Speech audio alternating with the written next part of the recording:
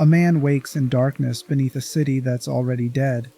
Water drips from corroded pipes overhead. Somewhere in the tunnels, something moves through the shadows with wet, dragging footsteps. The man's gas mask filters chemical-tainted air while his gloved hand checks the container strapped to his equipment vest. The sample is intact. His entire team is gone. The city above him burns while its population transforms into creatures that were human hours ago. He has one objective remaining: get to the extraction point. Survive. This is where most people's understanding of HUNK begins and ends. A bonus character in a survival horror game, memorable for his mysterious appearance and brutal efficiency. But HUNK represents something far more significant than an unlockable reward for skilled players. He embodies the institutional machinery that makes bioweapon development possible, the human cost of corporate deniability, and the specific psychological conditioning required to operate within systems designed to treat human life as expendable raw material for profit-driven research. Over the next several hours, we're going to trace the complete story of the operative known only by his code name. From the founding families who built Umbrella Corporation and created the need for enforcers like him, through his training at facilities designed to produce soldiers who prioritize missions over survival, through the September 1998 operation that triggered Raccoon City's destruction, through his escape from that burning city as the only member of his team to survive, and into his continued existence as a legendary mercenary operating in the shadows of a world shaped by the very institutions he once served. By the end, you'll understand how corporate structures create operatives who function as human weapons, how survival itself becomes a skill that requires abandoning conventional human responses, and why some people become ghosts within systems that need violence performed while maintaining plausible deniability about who authorized it. This video analyzes HUNK's role within Resident Evil's institutional critique, examining how enforcement mechanisms evolve within corporations that treat bioweapon development as legitimate business rather than as the systematic weaponization of human suffering for shareholders who never see the bodies their investments create. If you find something in this video that resonated with you, please drop a comment letting me know what part connected for you. Whether it was a specific detail about HUNK's operations, a connection between corporate structure and violence that you hadn't considered, or just a moment that stuck with you. You can also throw out a topic suggestion for a future video. Building this community means interacting with each other in the comments, and that's genuinely my favorite part of all this.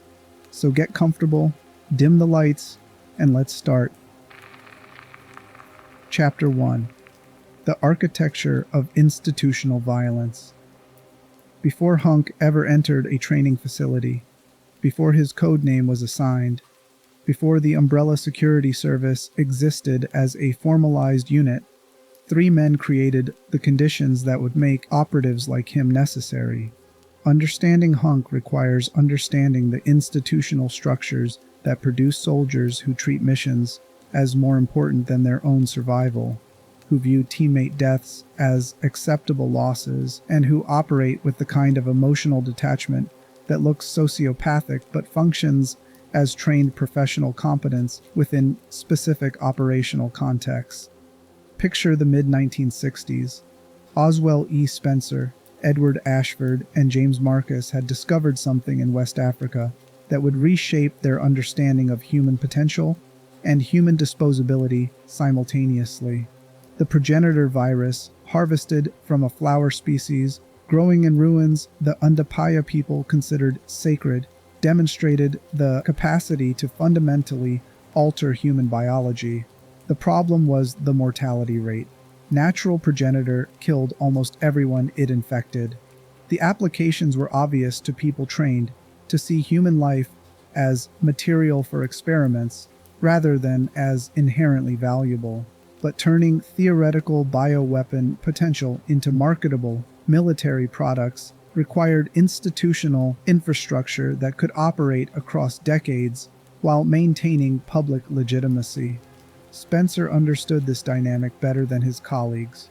Ashford and Marcus were scientists first, focused on the technical challenges of viral modification and mutation control.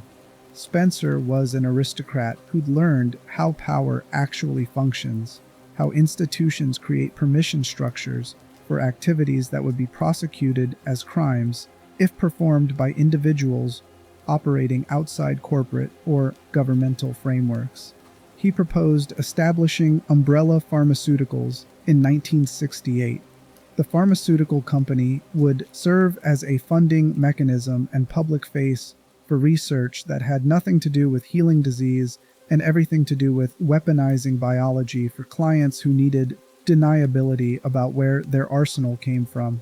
This decision created a template that would define bioweapon development for the next 4 decades. Legitimate business operations funding illegitimate research. Public-facing products created cash flow while underground laboratories conducted experiments that violated every international treaty governing biological warfare. Corporate structure provided legal protection for decision makers, while operational personnel absorbed all liability when things went catastrophically wrong. The pattern wasn't unique to Umbrella. It was how military-industrial complexes functioned across sectors. But Umbrella refined it to an art form that would require enforcement mechanisms capable of violence performed with precision while maintaining the corporate fiction that such violence was unauthorized, unexpected, or unfortunate but unavoidable. The 3 founders went their separate ways geographically while remaining connected through Umbrella's corporate framework. Spencer established facilities in the Arklay Mountains, building a mansion designed by architect George Trevor with hidden laboratories beneath its ornate halls. Marcus was pressured into running the Umbrella Executive Training School, a facility that served dual purpose as boarding school for gifted children and as laboratory for continued progenitor research.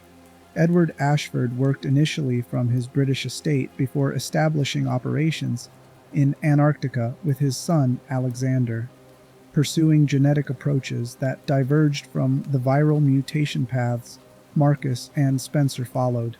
But Spencer's paranoia operated on timescales his colleagues underestimated.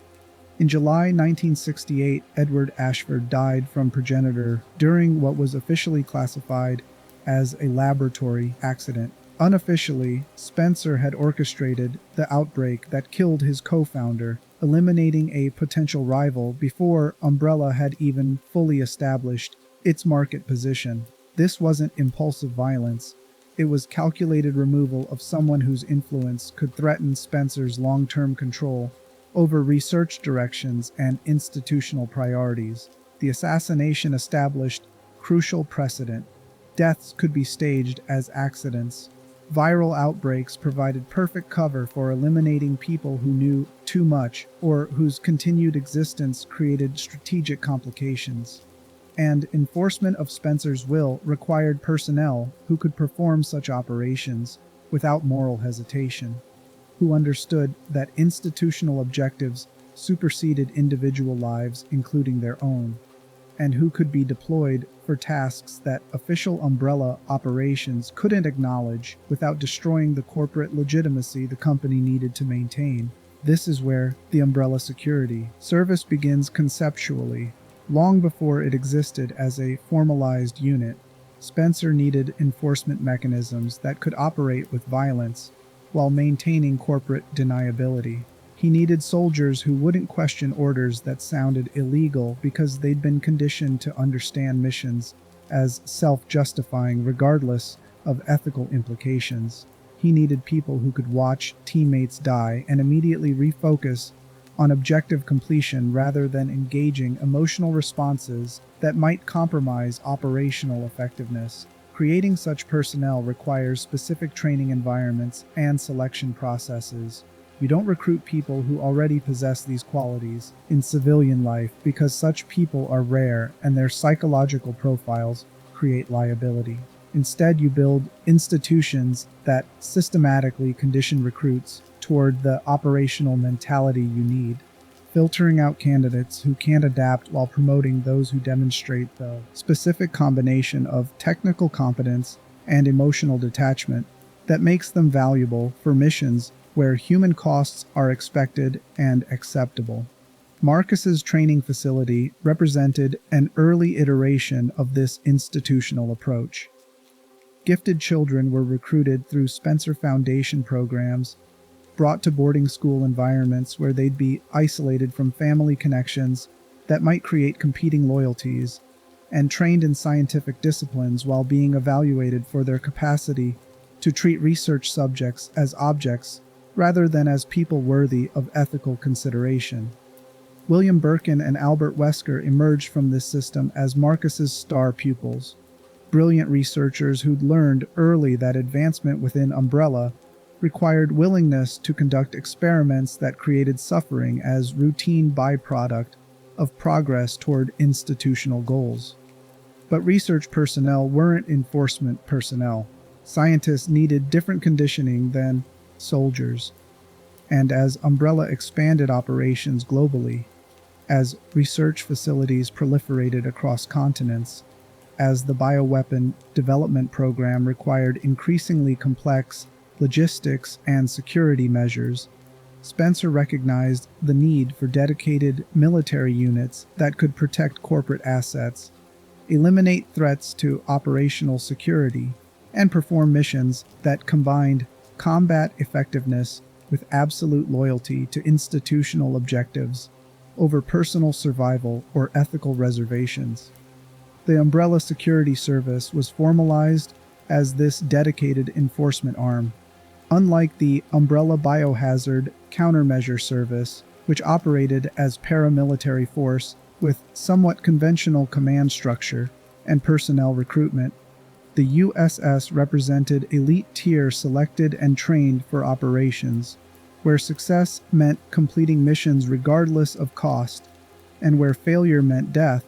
But success might also mean death if you were the only survivor carrying information that made you liability rather than asset.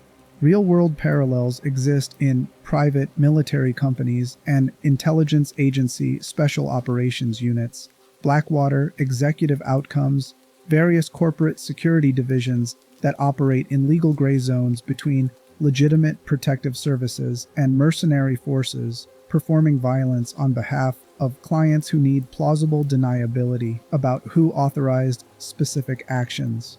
These organizations recruit from military special forces, from intelligence community personnel who've demonstrated capacity for compartmentalized thinking, and from individuals whose psychological profiles suggest they can perform violence as professional service without internalizing trauma that might compromise future operational effectiveness. The selection process filters candidates through scenarios designed to identify those capable of prioritizing mission completion over teammate survival. During training exercises, candidates face situations where saving injured comrades means mission failure while abandoning them means objective completion. Those who consistently choose the mission advance. Those who consistently choose their teammates wash out. The process isn't teaching cruelty. It's identifying people whose psychological wiring allows them to make calculations that most humans find emotionally impossible, who can watch people die and experience that observation as tactical information rather than as trauma requiring emotional processing. This creates operators who function beautifully within specific institutional contexts while being fundamentally maladapted for conventional human relationships. They're not sociopaths in a clinical sense. Most demonstrate capacity for loyalty, for professional respect, even for what might be called affection within the constraints of their operational worldview. But their loyalty is to mission completion rather than to individual lives. Their respect is earned through demonstrated competence rather than through shared values, and their capacity for connection exists only within frameworks where emotional attachment doesn't compromise their ability to make decisions that might require them to sacrifice the people they're attached to if mission parameters dictate such sacrifice. Spencer needed these people, Every bioweapon development program needs them. The research creates containment breaches. Test subjects escape or transform in unexpected ways. Rival organizations attempt industrial espionage.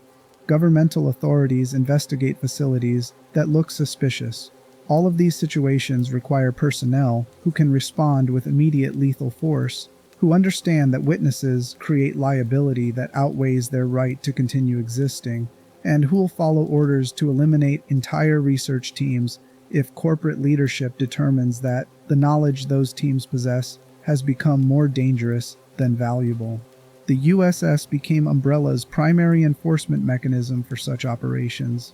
Teams deployed globally to protect facilities, retrieve bioweapon samples, eliminate security threats, and perform extractions when facilities faced imminent destruction. The operatives developed reputations based on mission success rates and survival statistics. Most didn't survive long.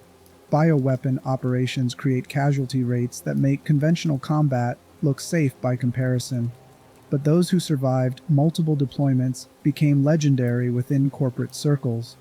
Their code names whispered with mixture of respect and fear by personnel who understood what it meant when USS teams appeared at their facility. One such operative would become known simply as HUNK. The code name itself reveals nothing about identity, history, or motivation. That's intentional. USS operatives function best when stripped of personal details that might create leverage for enemies or complications for employers. HUNK's real name remains unknown. His nationality, his age, his family background, his reasons for joining Umbrella, his psychological journey from whoever he was before to whoever he became. All of it exists behind institutional silence that protects operational security by ensuring that the man matters less than the mission he performs. What's known is limited but significant. HUNK received training at the Military Training Center on Rockfort Island in 1996. This detail matters because Rockfort Island represented one of Umbrella's most secure facilities, commanded by Alfred Ashford and serving as training ground for personnel whose future operations would require the highest levels of technical competence and operational discretion. Training there meant HUNK had already been selected from initial USS recruitment pools, had already demonstrated whatever qualities Umbrella's selection process identified as valuable, and was being prepared for missions that would test whether his conditioning held under circumstances where most humans would break. The Rockfort's training program remains largely undocumented in available records. What can be inferred from facility purpose and operational outcomes suggests intensive physical conditioning, weapons proficiency across multiple platforms, close quarters combat techniques designed for bioweapon-infected environments, and psychological stress testing that identifies candidates' breaking points while teaching them to operate effectively even when pushed beyond normal human limits. Training scenarios likely included bioweapon exposure simulations, where candidates had to complete objectives while surrounded by creatures designed to kill them, navigation through facilities deliberately contaminated with viral agents, missions where success required abandoning teammates who became infected, situations constructed to ensure that survival meant making choices that would haunt conventional soldiers for the rest of their lives, but that USS operatives had to process as routine professional decisions. No, different from selecting proper ammunition for specific target types. HUNK survived this training. More than surviving, he excelled sufficiently to be assigned command positions within Alpha Team, one of USS's most critical operational units. This advancement indicates he demonstrated not just personal combat effectiveness, but capacity to lead other operators through missions where team casualties were expected. Leadership in such contexts requires different skills than conventional military command. You can't inspire loyalty through shared values or unit cohesion based on emotional bonds. Instead, you lead through demonstrated competence, through making decisions that maximize mission success probability regardless of human cost, and through modeling the specific professional detachment that allows other operators to function effectively, even as they watch teammates die around them. Over the 2 years following his training completion, HUNK conducted numerous operations for Umbrella. The specifics remain classified or destroyed, along with Umbrella's corporate records. What survived in rumor and reputation was his survival rate.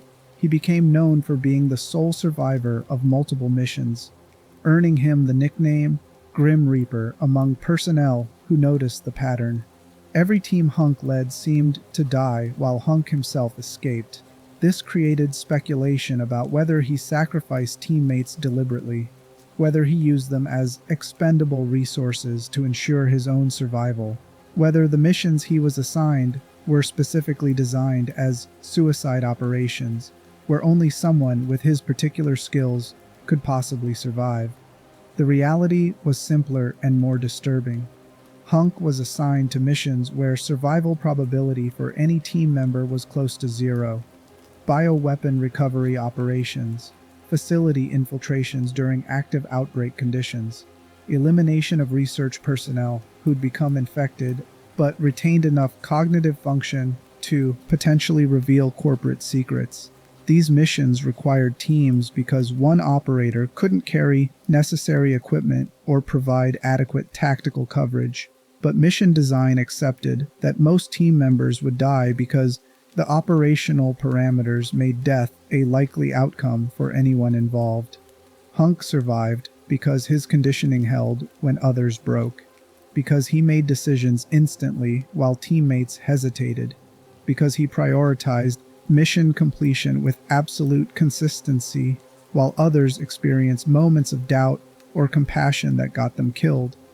His survival wasn't evidence of betrayal. It was evidence of successful institutional conditioning, proof that Umbrella's training programs could produce operatives who function exactly as designed, even under circumstances that killed everyone around them. This made him valuable, extremely valuable. Operatives who could be relied upon to complete missions regardless of cost, who demonstrated zero deviation from orders even when those orders led to their team's destruction, who returned from operations that should have killed them while successfully delivering whatever samples or intelligence they'd been sent to retrieve. Such personnel represented enormous institutional investment paying off exactly as intended. By September 1998, HUNK had established himself as Alpha Team Leader and as one of USS's most trusted operatives for missions where failure meant corporate catastrophe. Spencer's paranoia had reached new heights following years of watching his co-founders die or disappear. Marcus had been assassinated on Spencer's orders in 1988, killed by his own former students William Birkin and Albert Wesker after Spencer decided Marcus's growing reputation posed a threat to corporate control.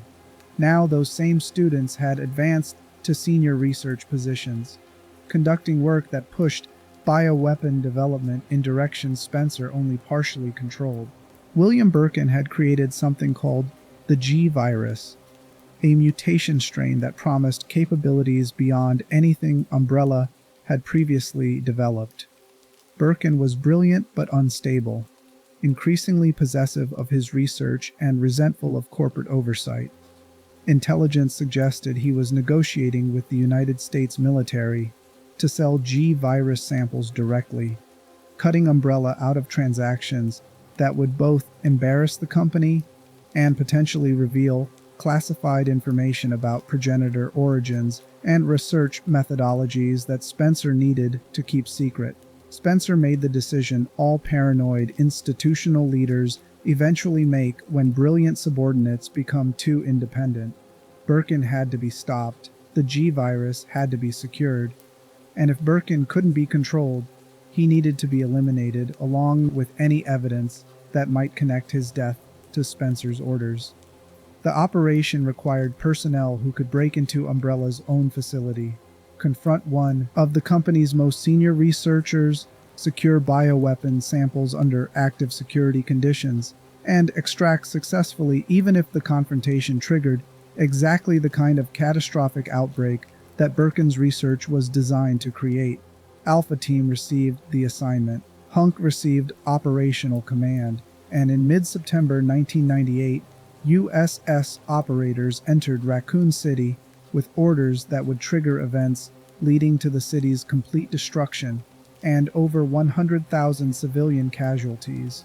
The mission had a designation, Operation Nest Wrecker. The target was William Birkin's laboratory in the facility umbrella called Nest, located in an underground complex beneath Raccoon City's industrial district. The objective was clear: secure G-virus samples by any means necessary. Birkin's cooperation was preferable, but not required. If he refused to surrender the research, Alpha Team was authorized to use lethal force. HUNK understood what this meant. He'd conducted similar operations before, missions where securing corporate assets mattered more than the lives of people who'd spent careers developing those assets. But this operation carried additional complexity because Birkin wasn't ordinary research personnel. He was Umbrella royalty, Spencer's chosen successor to Marcus, someone who'd been given resources and authority far beyond typical corporate scientists. Attacking him represented Spencer's willingness to destroy even his most valuable personnel, rather than risk losing control over research directions. The team consisted of USS operators selected for technical competence and demonstrated loyalty. Their names and identities remain mostly unknown, filtered through operational security protocols that erased individual identity in favor of team designation. What's known is that one operative carried the codename Goblin 6, that this operative would be positioned at the upper levels to secure escape routes, and that the plan assumed most team members would die during the operation because confronting Birkin in his own laboratory meant facing security measures designed by someone who understood bioweapon capabilities better than anyone alive. HUNK briefed the team on mission parameters. They would infiltrate Nest through underground access points. They would locate Birkin's laboratory. They would secure the G-virus samples. If Birkin resisted, they would use whatever force necessary to complete the objective. Extraction would occur at designated rendezvous points, but team members should operate under the assumption that rescue might not arrive, that they might need to fight their way out through hostile territory, and that mission success mattered more than their individual survival. Standard USS operational briefing. The kind HUNK had delivered dozens of times. The team received it with the professional calm that USS conditioning produced, acknowledging the briefing without questions or expressions of concern that might suggest emotional responses compromising their operational readiness. They entered Raccoon City. They descended into the underground facility. They navigated through corridors designed to prevent unauthorized access, past security checkpoints that their umbrella credentials bypassed, toward the laboratories where William Birkin conducted research that would reshape bioweapon development if it could be brought under Spencer's control. And then everything went exactly as wrong as operational planning had suggested it might, triggering a cascade of failures that would consume an entire city, while HUNK watched his team die around him and made the same calculation he'd made on every previous mission where survival required abandoning human connection in favor of pure operational focus. But before examining what happened in those underground corridors, it's worth pausing on the man himself, because institutions create structures and structures create operatives, but somewhere inside the conditioning that built Alpha Team's leader was a person whose psychological interior determined how he would respond when everything went catastrophically wrong. Understanding what Umbrella's training actually produced requires looking at what it left behind. Chapter 2: The Man Behind the Mask. There is a question that institutional analysis tends to avoid because it resists the kind of clean answers that make corporate critiques satisfying. The question isn't about structures or conditioning or the machinery that produces operatives who function as human weapons. It's simpler and more uncomfortable than any of that. It's the question of who HUNK actually is beneath the operational persona that USS training constructed, whether anything survived the conditioning process intact, and whether the man behind the gas mask experiences his existence as something other than pure mission function. We can't answer that question with certainty. The biographical record is essentially empty, and what HUNK himself might think about his own psychology isn't documented anywhere that survived Umbrella's collapse. But the question deserves sustained examination rather than dismissal, because understanding how institutional violence operates requires understanding what it does to the people it produces, rather than simply cataloging the structures that produce them. And in HUNK's case, the silences are as revealing as anything that's actually documented. Consider what we know about how he was recruited. USS selection processes identified candidates capable of prioritizing mission completion over teammate survival. That filtering process didn't create people without emotional capacity. It identified people whose emotional architecture was specifically suited to a particular kind of compartmentalization, the ability to experience what might be genuine care for fellow operatives, while simultaneously being able to treat their deaths as acceptable operational outcomes when mission parameters required it. These aren't sociopaths. Clinical sociopathy would make someone unreliable in unpredictable ways, prone to self-interested decisions that compromised institutional objectives. What USS needed was something more precise and more disturbing. People who could feel and then choose not to act on what they felt, who could suppress normal human responses, not through absence of those responses, but through trained discipline that kept them from influencing tactical decision-making. This distinction matters enormously for understanding HUNK. If he felt nothing watching his teammates die, his psychology is simply a pathology, interesting in clinical terms but not revealing anything about human capacity more broadly. But if he felt something, if the conditioning produced an operative who experienced genuine grief or guilt or horror, and learned to function through it rather than around it, then what USS training accomplished was something far darker than producing sociopaths. It produced people who could sustain normal human emotional responses to atrocity, while simultaneously treating those responses as irrelevant to professional performance. The horror isn't the absence of humanity. It's the presence of humanity that's been trained to watch itself from a distance and do nothing.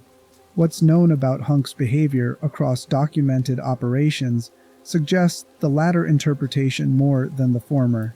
His formal complaint to Alfred Ashford about the container transport mission reveals someone who understood that teammates were people whose survival depended on adequate operational intelligence. That complaint wasn't empathy in the conventional sense.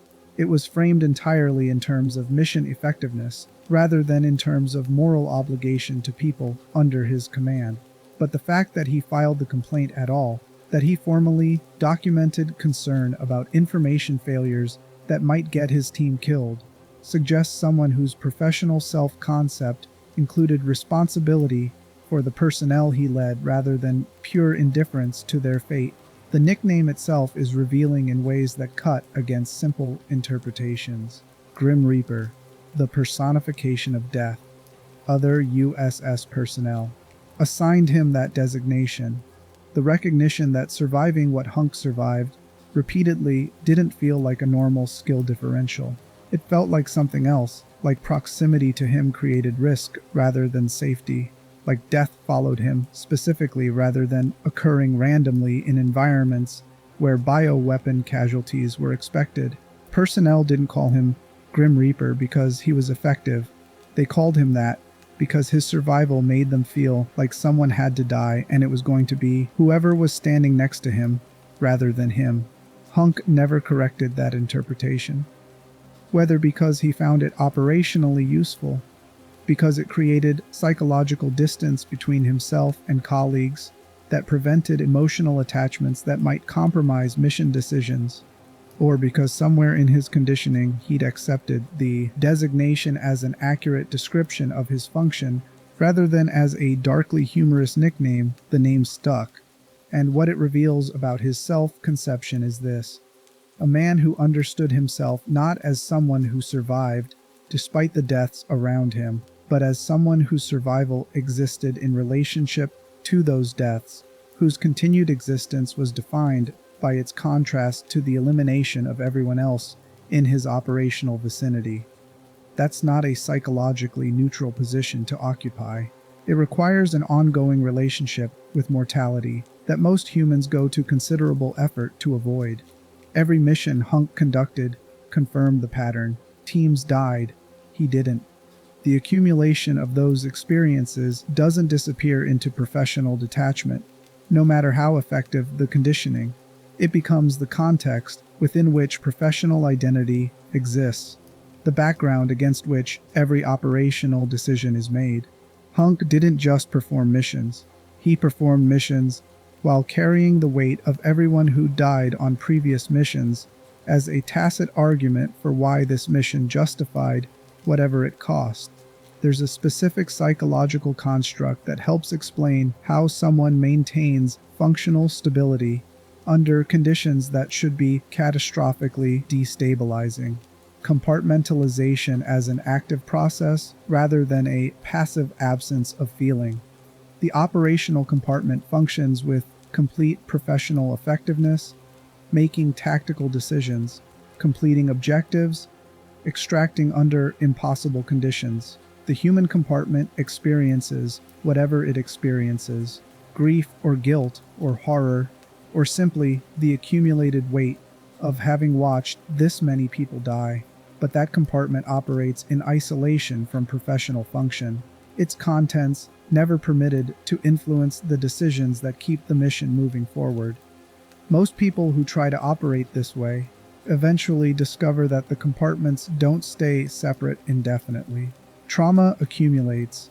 The contents of the human compartment press against the operational compartment's walls with increasing force until something gives, until the professional detachment fails, and the accumulated weight of what's been witnessed finally forces its way into consciousness and destroys the functional capacity that the compartmentalization was designed to protect.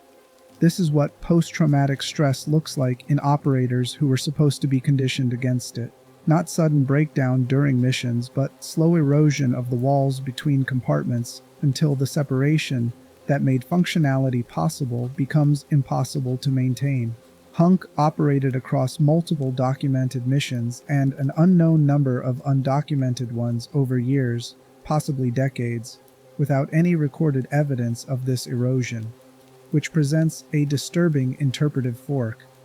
Either his conditioning held in ways that represent exceptional institutional success, the compartments remaining intact, through accumulated experience that would have destroyed most operators, or the erosion happened internally, invisible to institutional evaluation because HUNK was sufficiently conditioned to prevent its expression in ways that would register as professional failure. Or something else happened, some psychological process that the standard trauma framework doesn't adequately capture because HUNK's relationship to the deaths around him wasn't simply the relationship of witness to atrocity, but something more complex, more integrated into identity, that turned accumulated loss into professional fuel rather than into wound. The gas mask is worth examining as an object rather than simply as protective equipment. HUNK is never depicted without it in active operational contexts. It filters contaminated air, obviously. It protects against viral exposure in environments where every breath carries infection risk. These are functional justifications that fully explain its presence in operational contexts, but it also hides his face completely, makes him visually unidentifiable as a specific person rather than as an operational unit, transforms him from human being into something that looks purpose-built for the environment he occupies. Whether HUNK chose that visual function consciously or simply found it incidentally useful, the mask represents physical expression of everything his conditioning accomplished. The removal of identifiable humanity from operational performance in ways that made him easier to deploy and harder to oppose, both for enemies and for the institutional conscience that might otherwise need to grapple more directly with what it was asking him to do. What remains when you strip away the institutional analysis, the operational record, the nickname and the reputation and the documented missions, is a man whose entire known existence consists of completing objectives while everyone around him dies. That's not a life in any conventional sense. It's a function, and the question that haunts it is whether the person who entered USS training understood that distinction, whether the conditioning that created the Grim Reaper preserved any capacity to recognize what had been exchanged for professional effectiveness, and whether somewhere in the sewers beneath Raccoon City, or in the helicopter lifting away from the burning city, or in the quiet moments between operations that nobody documented, that recognition surfaced and was immediately suppressed by conditioning that had been specifically designed to prevent it from interfering with whatever came next. We don't know.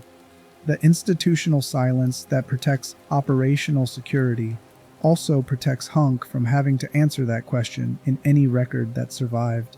But the question persists, because understanding what bioweapon development costs requires understanding not just the civilians who die in outbreaks, and not just the researchers who consume themselves pursuing biological transcendence, but the enforcement personnel who make all of it possible by performing violence with professional competence that looks from certain institutional angles like simple excellence at a difficult job. The Grim Reaper wasn't born, he was built. And what was used to build him was a person with history and psychology and whatever capacity for human connection exists before institutional conditioning systematically redirects it toward operational function. That person's name we don't know. His history we don't know. What he understood about himself or felt about what he was becoming, we don't know any of it. What we know is the operational output, the missions completed, the samples secured, the teammates who didn't make it out. What we know is the result of the process rather than the process itself.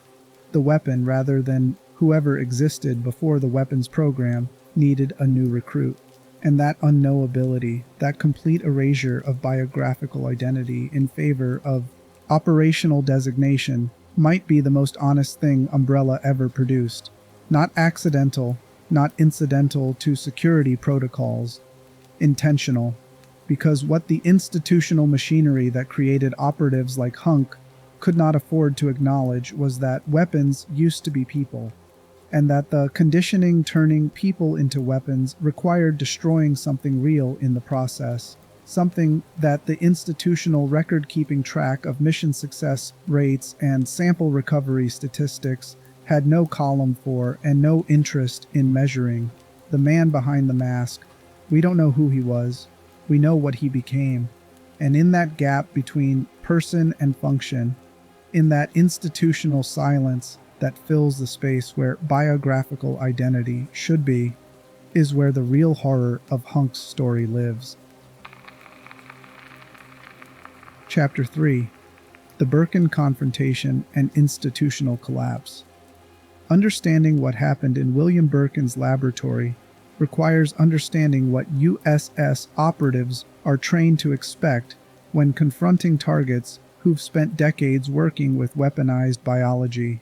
Birkin wasn't a civilian scientist unprepared for violence. He was someone who'd been raised within Umbrella's institutional culture from childhood, who'd trained at the same facilities that produced USS personnel, who'd watched Spencer orchestrate the murder of his mentor James Marcus, and who understood exactly what it meant when enforcement teams appeared at research facilities with orders to secure assets by any means necessary. He knew they were coming, whether through intelligence networks, through pattern recognition that told him Spencer's paranoia would eventually turn toward him, or through simple operational awareness that his negotiations with the United States military would trigger corporate response. Birkin had prepared for confrontation. The laboratory was his territory, designed according to specifications he'd determined, secured by measures he'd implemented, and located in a facility complex where he controlled access points and security protocols. Alpha Team descended through Nest's corridors toward Birkin's research area. The facility was active, personnel moving through standard operational routines, unaware that corporate enforcement had been authorized against one of their senior researchers. This created tactical complications because Umbrella employees had access privileges that made distinguishing authorized personnel from potential threats nearly impossible. Alpha Team couldn't simply eliminate everyone they encountered without creating a massacre that would be difficult to classify as anything other than corporate-sanctioned mass murder. They reached the outer sections of Birkin's laboratory complex. HUNK positioned team members at security checkpoints while he and another operative prepared to make initial contact with Birkin. Standard protocol for such operations was to attempt negotiation first, to give the target opportunity to surrender research materials peacefully, and only escalate to lethal force if compliance wasn't achieved. This wasn't a humanitarian concern. It was operational efficiency. Living researchers could be interrogated about research details, about backup sample locations, about security measures protecting stored materials. Dead researchers provided none of that intelligence, but Birkin had hired Umbrella Biohazard Countermeasure Service mercenaries as personal security, paying them to defend his laboratory against exactly this scenario. UBCS personnel operated outside the USS command structure, loyal to whoever paid them rather than to the corporate hierarchy. This created immediate tactical problems because Alpha Team now faced armed opposition from Umbrella's own security forces, a situation that shouldn't have been possible within normal corporate operations, but that illustrated how completely Birkin had prepared for Spencer's inevitable betrayal. The confrontation escalated. Alpha Team engaged UBCS mercenaries in firefight through laboratory corridors, eliminating defenders who'd been paid to prevent exactly what Alpha Team had been sent to accomplish. The violence was brief and professional, USS training proving superior to UBCS capabilities in close quarters combat within confined facility spaces. But the engagement created noise, alerts, evidence that something had gone catastrophically wrong in sections of Nest that were supposed to be secure corporate research areas. HUNK and his fellow operative reached Birkin's laboratory. They found him inside, surrounded by his life's work, holding a case containing G-virus samples that represented decades of research compressed into vials of amber liquid that could reshape human biology in ways that made T-virus look primitive by comparison. The exact sequence of what happened next exists in fragmentary reports and operational debriefings that present events from multiple contradictory perspectives. What's confirmed, Birkin refused to surrender the samples. HUNK's team had authorization to use lethal force if negotiation failed. They shot Birkin. Multiple gunshot wounds, potentially fatal but not immediately incapacitating. Birkin collapsed. The operatives secured the case containing G-virus samples and began extraction procedures, moving back through the laboratory toward the corridors that would lead them to rendezvous points, where Goblin 6 waited with secured escape routes. But Birkin had kept one G-virus sample separate from the case. Whether as insurance policy, as a final experiment, or as a desperate response to corporate betrayal that he'd always known might come, he'd maintained access to a single vial that represented his only chance at survival, given the injuries Alpha Team had just inflicted. Dying from gunshot wounds, in his own laboratory, surrounded by research that Spencer would now control, Birkin made the decision that scientists who work with mutagenic viruses sometimes make when faced with mortality and desperate hope that their own research might save them. He injected himself with the G virus. The transformation wasn't immediate. G virus worked differently than T virus, creating mutations that preserved more cognitive function while dramatically enhancing physical capabilities and regenerative capacity. Birkin's body began changing while Alpha Team moved through the facility, his cellular structure rewriting itself according to viral instructions that had never been tested on human subjects under these specific conditions. The virus consumed his injuries, rebuilt damaged tissue, and continued altering his biology towards something that retained fragments of William Birkin's consciousness while becoming increasingly dominated by viral imperatives that had nothing to do with human motivation. The creature that had been William Birkin pursued Alpha Team through Nest's corridors. The initial form was massive, muscular, demonstrating strength that made conventional weapons nearly useless against regenerative tissue that repaired damage faster than bullets could inflict it. The team attempted to fight. USS personnel were trained for bioweapon encounters, equipped with ammunition types designed for enhanced stopping power against mutated targets, and experienced with the specific tactical approaches required when facing creatures that didn't respond to pain or fear the way human opponents did. None of it mattered. G. Birkin was too strong, too fast, too resilient. The creature tore through Alpha Team members with violence that looked personal, even though it was probably just viral programming driving predatory responses toward movement and noise. Operatives who'd survived dozens of bioweapon encounters died in seconds, their training insufficient against mutations that exceeded anything Umbrella had previously created. HUNK watched his team die, made calculations about whether to engage or retreat, recognized that staying to fight meant dying alongside them while retreating meant preserving the mission capability that might still allow sample recovery even if the team was lost. He made the choice his conditioning had prepared him to make, the same choice he'd made on every previous operation where teammate survival conflicted with mission objectives. He abandoned them, moved away from the massacre, toward potential escape routes, while behind him the sounds of his team dying filled corridors that would soon be empty, except for bodies and the creature that had killed them. This moment exemplifies what USS training produces. HUNK didn't experience a moral crisis about leaving teammates to die. He experienced tactical assessment that their deaths were operationally inevitable, and his survival was mission critical because someone needed to escape with intelligence about what had happened, about what G virus was capable of, about the threat that Birkin had become.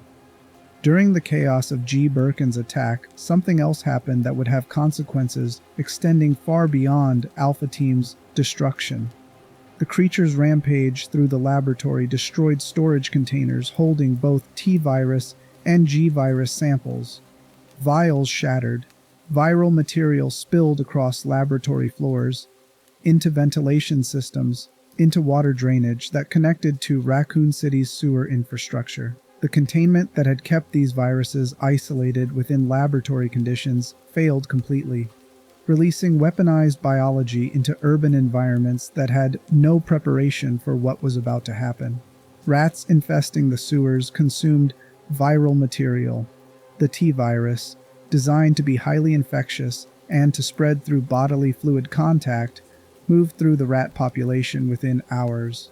Infected rats bit other animals, bit humans who encountered them, in basements and alleyways, spread the virus through the city's lower levels, while people above remained unaware that their water supply and waste management systems were becoming vectors for bioweapon deployment in densely populated civilian areas. This was the moment Raccoon City's destruction became inevitable, not through deliberate deployment, not through terrorist attack, but through corporate enforcement operations gone catastrophically wrong in ways that operational planning had identified as possible but acceptable risk given mission importance. Spencer had sent the USS to secure G virus samples. The mission triggered an outbreak that would kill over 100,000 people, and the institutional response would focus on eliminating evidence rather than on preventing casualties. Because Umbrella's priority was protecting corporate liability rather than protecting the civilians who lived in the city where their underground research facility had just experienced catastrophic containment failure. HUNK survived G. Birkin's initial rampage. How specifically remains unclear from available records, whether through tactical positioning that kept him away from the creature's path, through combat effectiveness that allowed him to inflict enough damage to create escape opportunity, or through simple operational luck that sometimes determines who lives. When bioweapons are killing everyone in confined spaces, HUNK reached areas of the facility where he could regroup and assess mission status. The assessment was grim. Alpha Team was effectively destroyed. Goblin 6 had been positioned at upper levels to secure extraction routes, but communication with Goblin 6 indicated the operative was trapped and injured, requesting assistance that HUNK couldn't provide without abandoning his own position in facility sections that were rapidly becoming untenable as viral contamination spread through ventilation and water systems, and the G-virus samples were lost. During the chaos of the creature's attack, during HUNK's retreat from the massacre, the case containing the samples had been dropped or destroyed. The mission objective had been to secure those samples. Without them, the operation was a failure regardless of whether HUNK survived. USS operatives who returned from failed missions faced uncertain futures within organizational structures that valued success and treated failure as potential evidence of incompetence or disloyalty, requiring investigation. HUNK made another calculation. The samples existed somewhere in the facility. G. Birkin might have destroyed them, might have them incorporated into the creature's biology, or they might simply be scattered in the laboratory where the initial confrontation occurred. Operational protocol in such situations was clear. If objective materials remain potentially recoverable, attempt recovery even if it means returning to hostile territory where team members have already been killed. He went back, retraced his path through corridors where his teammates' bodies demonstrated what happened to USS personnel when bioweapon capabilities exceeded operational planning assumptions, found areas where G. Birkin had raged through, leaving destruction that made the laboratory look like a war zone rather than a research facility, searched for cases, for vials, for any indication that the G-virus samples could still be secured, even though the team sent to secure them had been massacred. The timeline becomes fragmented here. Available records don't specify how long HUNK spent searching, how many additional encounters with G. Birkin he survived, or what tactical decisions allowed him to operate in facility sections where the creature was actively hunting. What's known is that he eventually located the G-virus sample that he secured in a protective container designed to survive the environmental contamination and physical stress that came with operating in outbreak conditions, that he then needed to figure out how to escape from. The facility's self-destruct systems had been activated, whether by automated safety protocols responding to detected contamination, by Umbrella personnel trying to contain the outbreak, or by G. Birkin's damage to critical infrastructure. Nest was set to explode in sequence designed to destroy evidence of what had been researched there. This created additional operational pressure, because HUNK now needed to extract not just from a hostile bioweapon environment, but from a facility preparing to eliminate itself through controlled demolition that wouldn't distinguish between authorized personnel and unauthorized creatures when the explosives detonated. He reached the sewers. The exact route remains undocumented, but Nest's lower levels connected to Raccoon City's underground infrastructure through access tunnels that allowed personnel movement and equipment transport without surface visibility. These same tunnels were now contaminated with T-virus from the spill that G. Birkin's rampage had caused, meaning that extraction through sewers meant navigating through the very environment where the outbreak had begun spreading into the city's population. Goblin 6 was down there somewhere, injured and requesting assistance that HUNK still couldn't provide because mission parameters required securing the sample and reaching the extraction point rather than attempting rescue operations for teammates whose survival probability was low. The radio transmissions from Goblin 6 were increasingly desperate, indicating severe injuries and deteriorating situation as creatures infected by the spreading virus began populating the tunnel systems. HUNK kept moving, made the same calculations he'd made dozens of times before. Goblin 6 was a teammate, fellow USS operative who deserved extraction if operationally feasible. But feasibility was the determining factor. If attempting rescue meant losing the sample, if it meant missing the extraction window, if it meant dying in tunnels that were becoming increasingly hazardous, then Goblin 6 would die alone, while HUNK completed the mission that both operatives had been sent to accomplish. Goblin 6 died on September 30th. The exact circumstances remain unknown, whether killed by creatures, by injuries sustained during the operation, or by viral infection from environmental exposure. The operative became another casualty of the mission that had already killed most of Alpha Team. HUNK received final transmission, acknowledged it, and continued toward extraction point because that's what USS conditioning produced. Operatives who could hear teammates dying over the radio and experience it as tactical information rather than as emotional crisis requiring response beyond mission continuation. But HUNK didn't reach extraction that day. Something happened in the sewers. Some encounter or complication that isn't detailed in available records, but that resulted in HUNK losing consciousness and waking sometime later in conditions that suggested he'd been unconscious for an extended period, while the outbreak he'd helped trigger spread throughout Raccoon City. This is where the operational timeline breaks. Between the Birkin confrontation in mid-September and HUNK's awakening in the sewers, days passed. The T-virus spread through the rat population into the water supply, through human contact as infected individuals bit or otherwise transmit viral material to others. The infection rate accelerated exponentially, following the mathematical progressions that bioweapon designers intentionally engineered into viral strains meant to maximize casualty production in target populations. Raccoon City began dying. Police attempted quarantine measures that failed because they didn't understand what they were facing. Hospitals became overwhelmed as infected individuals arrived displaying symptoms that looked like rabies or exotic disease rather than like weaponized biology designed specifically to overwhelm medical response capabilities.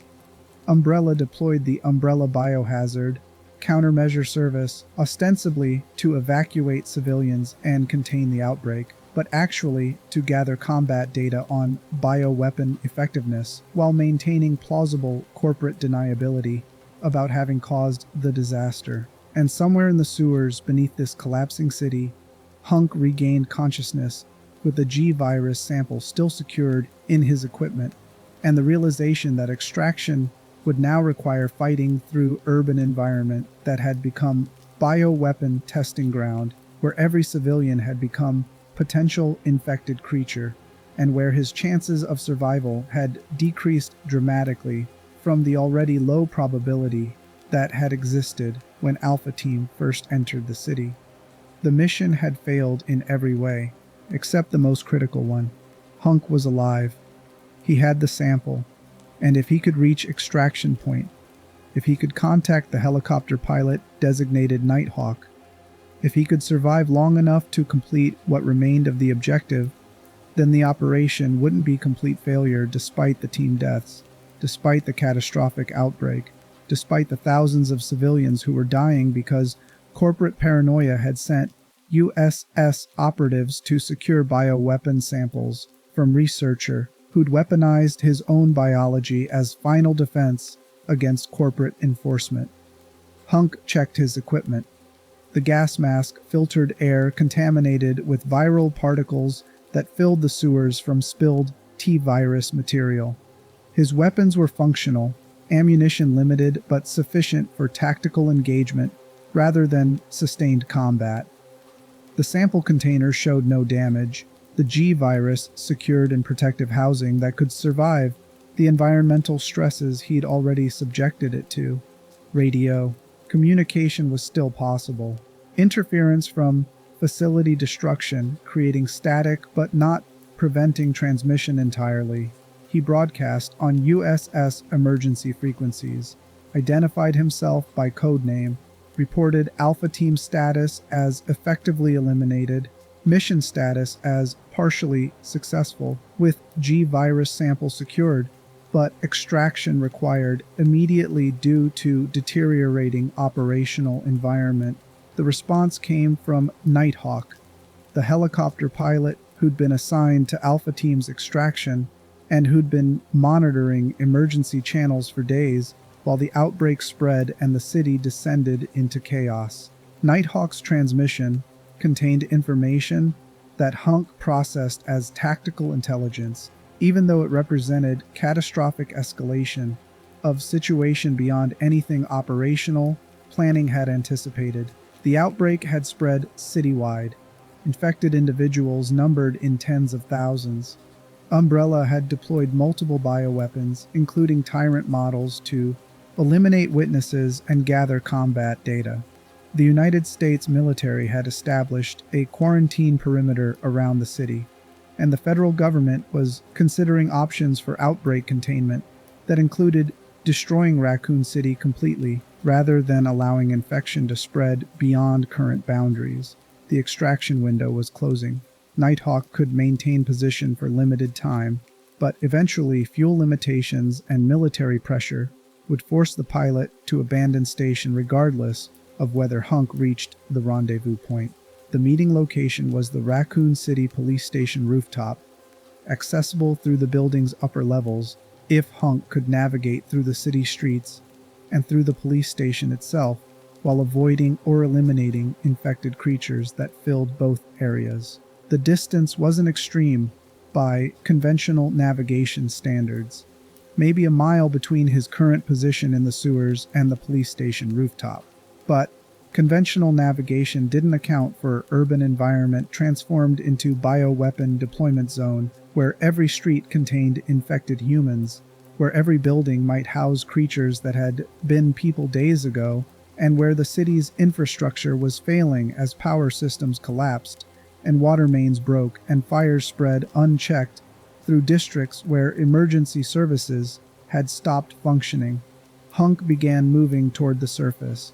The sewers connected to the city through maintenance access points and storm drains. Reaching these points required navigating through tunnel systems that were now populated by infected rats and by larger creatures that had been human before T-virus infection destroyed their cognitive function while enhancing their physical capabilities toward predatory aggression. The journey would earn him his reputation, the Grim Reaper, Mr. Death, the sole survivor of Alpha Team, the only USS operative to escape from Raccoon City, with the sample that had cost his entire team's lives and triggered an outbreak that was killing everyone in the city. But survival required more than combat skills or tactical knowledge. It required the specific psychological conditioning that allowed HUNK to move through a dying city while maintaining operational focus rather than experiencing emotional response to the human catastrophe unfolding around him. He needed to reach the police station. Everything else was tactical information about obstacles between current position and objective completion. The infected weren't victims deserving compassion. They were threats requiring elimination or avoidance depending on whether combat or stealth offered better probability of continued forward progress. The city's destruction wasn't a tragedy. It was an environmental factor affecting extraction route planning. This is what USS training produces when it works perfectly. Human weapons who experience mass death as background context for mission parameters rather than as moral crisis requiring reflection about their role in events that killed tens of thousands of people. HUNK didn't cause the outbreak through malice. He caused it through professional competence applied to corporate objectives that prioritized bioweapon sample security over civilian safety. The distinction matters for understanding institutional violence versus individual responsibility, but it doesn't change the casualty count or reduce the horror of watching a city die while knowing that your mission participation created the conditions that made this massacre possible. HUNK reached the surface, emerged from sewers into Raccoon City streets that had been transformed into something that looked like a war zone and horror film simultaneously. Bodies everywhere, some fresh, some days old, some moving despite injuries that should have killed them because T-virus reanimated corpses as long as brain function remained minimally intact. Fires burned in buildings that had no one left to fight them. Cars abandoned in streets, some with drivers still inside, transformed into creatures that couldn't remember how to operate vehicles, but could remember how to hunt. The radio started picking up transmissions, not USS channels now, but civilian frequencies, emergency broadcasts, signals from dying people calling for help that wasn't coming and wouldn't come because the response infrastructure had collapsed completely. HUNK's equipment picked up these signals automatically. Radio technology designed to monitor all available frequencies for intelligence that might affect operational planning. Police attempting to establish defensive positions. Radio station broadcasting until the host's sanity broke under pressure of describing apocalypse to listeners who might already be dead. Umbrella advertisements playing on automated systems that continued functioning even though the company whose products they promoted had caused the disaster that made the advertisements obscene. Pleas from Goblin 6, recorded from days earlier, requesting assistance that HUNK hadn't provided and wouldn't provide now because the operative was dead, and the mission required forward movement rather than dwelling on casualties that couldn't be reversed. The transmissions demonstrated institutional collapse at every level simultaneously. Corporate authority had failed to contain what corporate research had created. Government authority had failed to protect citizens from threats they didn't understand. Social authority had failed as communities transformed into survival situations where infected family members became existential threats requiring immediate lethal response. All the structures that made civilized urban existence possible had disintegrated within days, revealing how fragile those structures were when confronted with bioweapon deployment in environments where the boundaries between authorized military force and civilian population had never been clearly maintained. HUNK moved through this collapse with professional detachment. The transmissions were tactical intelligence about city conditions, about infected distribution patterns, about potential obstacles between his current position and the police station. He wasn't listening to people dying. He was gathering information that might improve survival probability during the extraction attempt that would either succeed or fail, based on decisions he made in the next hours. The police station was visible ahead, a large building that had become a refuge for survivors and fortress against infected creatures that surrounded it. The building had been breached repeatedly, its defensive positions overwhelmed, but the structure itself remained partially intact because it had been designed with security measures that translated reasonably well to bioweapon defense, even though the architects had never imagined needing to defend against infected humans when they'd planned sightlines and barrier positions.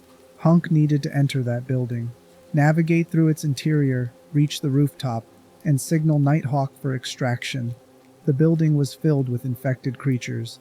Umbrella had deployed Tyrant bioweapons, specifically the T-00 model designated Mr. X, to eliminate survivors who might testify about Umbrella's role in the outbreak. These creatures stalked through the police station hunting any remaining humans, their programming directing them toward witness elimination with mechanical persistence that made conventional combat nearly impossible because the tyrants regenerated damage and tracked targets across the entire building complex.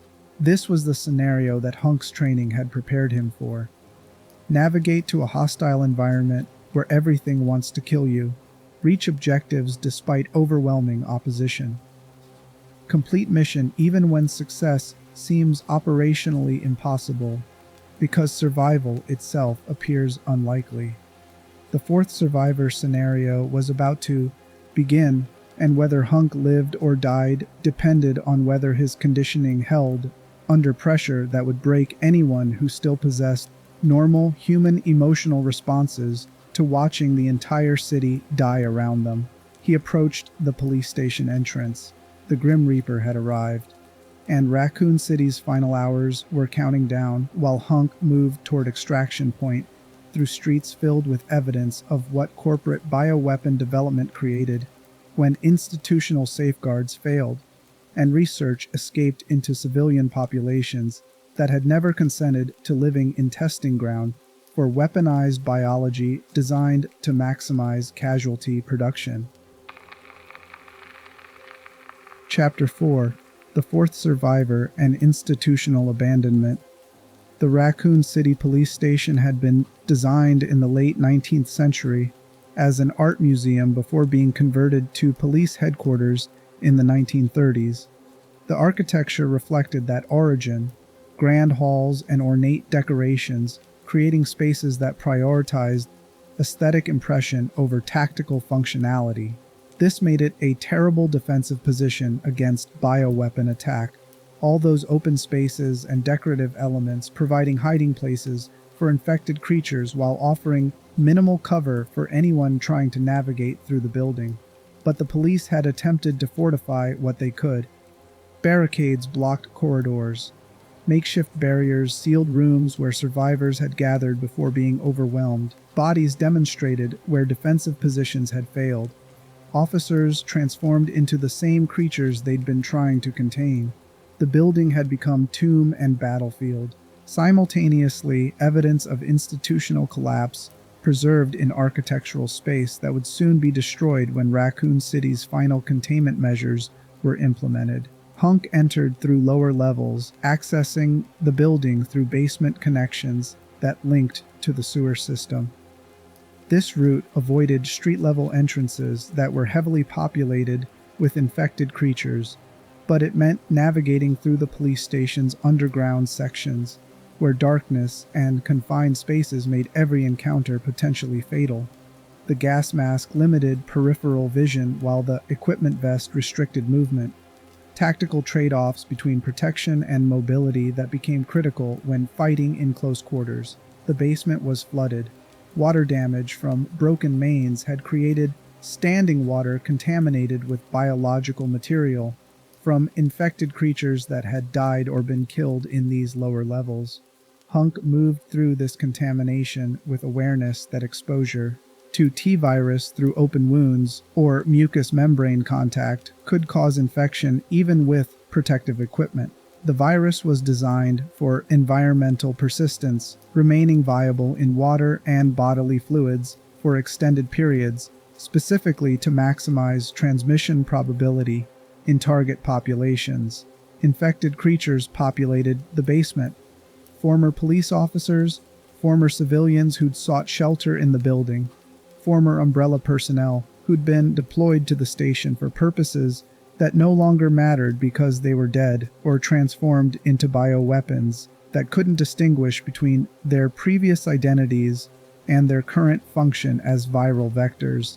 HUNK engaged when necessary, eliminated targets that blocked forward progress, avoided combat when stealth offered better operational efficiency. His weapons were standard USS loadout, pistol for precision engagement, shotgun for close-quarters combat against multiple targets, limited explosive devices for situations requiring area denial or obstacle removal. The ammunition wasn't unlimited. USS operations in bioweapon environments required careful resource management, because extraction didn't include resupply opportunities. Every round expended was one fewer available for later encounters, creating constant calculation about whether current threat warranted lethal response or whether conservation and avoidance offered better probability of having sufficient ammunition when extraction required fighting through concentrated opposition. The radio continued broadcasting civilian transmissions, the police's desperate attempts to coordinate response against threats they didn't understand. The final broadcast from the radio station, the host's voice breaking as he described creatures surrounding the building and breaking through the doors, umbrella advertisements for pharmaceutical products that sounded obscene given that Umbrella had caused the disaster that made those products irrelevant, and silence from Goblin 6, the operative's final transmission days old, a reminder that HUNK was the only Alpha Team member still alive, and that this solitary survival was a normal outcome for USS operations rather than exceptional circumstances requiring explanation. HUNK reached the station's main hall, large open space with decorative statue in the center, grand staircase leading to upper floors, multiple corridors branching toward different building sections. The hall had been a defensive strong point before being overrun, evidence of barricade attempts visible in furniture arrangements and spent ammunition casings scattered across ornate tile floors.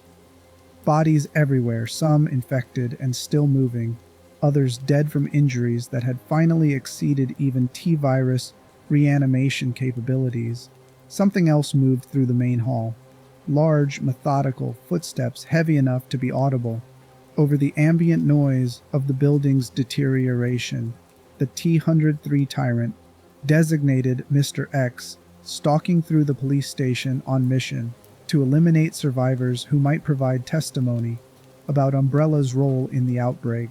The creature appeared human superficially, wearing a long coat and fedora that created disturbing contrast with the obvious biomechanical enhancement visible in its movements and proportions. It had been programmed to hunt specific targets, including police officers and any civilians who'd witnessed Umbrella operations in the city. HUNK wasn't on the Tyrant's target list. He was Umbrella personnel, USS operative whose identification codes would register as friendly to bioweapons programmed with recognition protocols. But operational intelligence suggested the Tyrants had experienced programming degradation as the outbreak spread, their targeting parameters becoming less precise as the broader mission of eliminating all potential witnesses superseded specific individual targeting. Whether Mr. X would recognize HUNK as an ally or threat remained unclear until direct encounter occurred. HUNK avoided the creature, moved through the main hall while the Tyrant investigated other sections of the building, its programming driving it toward sounds and movements that might indicate surviving humans requiring elimination. The avoidance wasn't fear, it was tactical efficiency. Fighting a Tyrant required ammunition expenditure that might leave HUNK unable to handle later encounters, and combat would create noise, attracting additional infected creatures currently scattered through other building sections. He reached the staircase. Upper floors led toward the rooftop access point where Nighthawk would be waiting with an extraction helicopter. The climb required passing through sections of the building where infected concentration was highest, because survivors had retreated upward when lower floors became untenable, creating population density that translated to higher infection rates when the virus spread through close quarters contact. The upper corridors were narrow, designed for administrative offices rather than for tactical movement. Bodies blocked passages, forcing navigation around corpses that might or might not be truly dead given T-virus reanimation capabilities. Doors stood open to rooms where scenes of final desperation played out in arrangements of furniture and personal effects that told stories about people who had barricaded themselves, hoping for rescue that never came. HUNK processed these scenes as environmental obstacles rather than as human tragedy. The bodies were hazards requiring caution, The blocked passages were tactical problems requiring solution. The evidence of suffering and death was background context for mission completion rather than moral crisis requiring emotional processing. This detachment wasn't sociopathy, it was trained in professional response. The specific psychological conditioning that allowed USS operatives to function in environments where normal human empathy would create decision paralysis, preventing mission success. Additional infected creatures populated the upper floors. HUNK engaged when blocking his path, conserved ammunition when alternative routes existed, moved with efficiency that came from decades of bioweapon combat experience across operations where survival depended on making correct tactical choices instantly rather than deliberating about optimal approaches. Every decision was a calculation weighing immediate threats against projected future needs, current ammunition expenditure against anticipated extraction requirements, speed versus stealth depending on enemy distribution and patrol patterns. He encountered other bioweapons beyond standard infected humans, lickers, advanced mutations resulting from continued T-virus evolution in hosts who'd survived initial transformation. These creatures had lost vision while developing enhanced hearing and exposed musculature that made them appear flayed. They crawled along walls and ceilings, attacking based on sound detection rather than visual targeting. Engagement required different tactics than infected humans because lickers moved unpredictably and attacked from angles that normal defensive positions didn't cover. HUNK adapted. Every bioweapon type required a specific tactical response based on its mutation characteristics and behavioral patterns. Lickers responded to sound, making silence valuable when possible, but requiring overwhelming force when stealth failed. Standard infected responded to movement and smell, making gas masks and tactical positioning critical for avoiding detection. Tyrants couldn't be reliably stopped without heavy weapons that USS loadouts didn't include, making avoidance only viable strategy when encountering them in confined spaces. The rooftop access was closed. One more floor, one more corridor, and HUNK would reach the exterior ladder or stairwell that led to the police station roof where Nighthawk maintained position despite fuel limitations and military pressure to evacuate the area. The extraction was possible, still dangerous, still requiring successful navigation through final building sections and successful signal to the helicopter and successful boarding while infected creatures attempted to prevent escape, but possible in ways that hadn't been guaranteed when HUNK first regained consciousness in the sewers days after Alpha Team's destruction. He reached the final corridor. The path to rooftop access required moving through the office section where police administration had operated before the outbreak. Desks still had personal effects, photographs of families who were probably dead, coffee cups from the final normal morning before the city started dying. The mundane details created cognitive dissonance, evidence that this had been functioning in the workplace days ago before viral contamination transformed it into a tomb. Mr. X appeared at the corridor's far end. The tyrant had been tracking HUNK through the building, its programming apparently degraded enough that USS identification no longer registered as friendly, or the creature had been specifically tasked with eliminating all humans regardless of affiliation. It moved toward HUNK with mechanical persistence, footsteps heavy, movements efficient despite the creature's mass. The fedora and coat created a disturbing impression of businessman rather than bioweapon, a deliberate design choice that made tyrants appear less immediately threatening to targets who might flee, rather than attempt combat if they recognized what was hunting them. HUNK assessed the situation. Fighting would require ammunition he couldn't spare. The corridor was too narrow for effective evasion, and the tyrant was blocking the only route to rooftop access unless HUNK wanted to backtrack through sections of the building he'd already cleared, wasting time while fuel limitations forced Nighthawk to make decisions about whether to wait or abandon the extraction. He engaged, fired shotgun rounds at the tyrant's center mass, inflicting damage that would kill normal humans, but that tyrants regenerated through enhanced cellular repair systems. The creature staggered but continued advancing, its programming directing it toward target elimination regardless of damage sustained. HUNK repositioned, used doorways for cover, maintained firing discipline that prevented ammunition waste while inflicting sufficient damage to slow the creature's approach. The encounter wasn't sustainable. Tyrants could absorb more damage than USS loadouts could inflict with available ammunition. Eventually, HUNK would run out of rounds and the creature would close distance and engagement would shift to close combat where the tyrant's enhanced strength made human victory nearly impossible without heavy weapons or environmental advantages that this corridor didn't provide.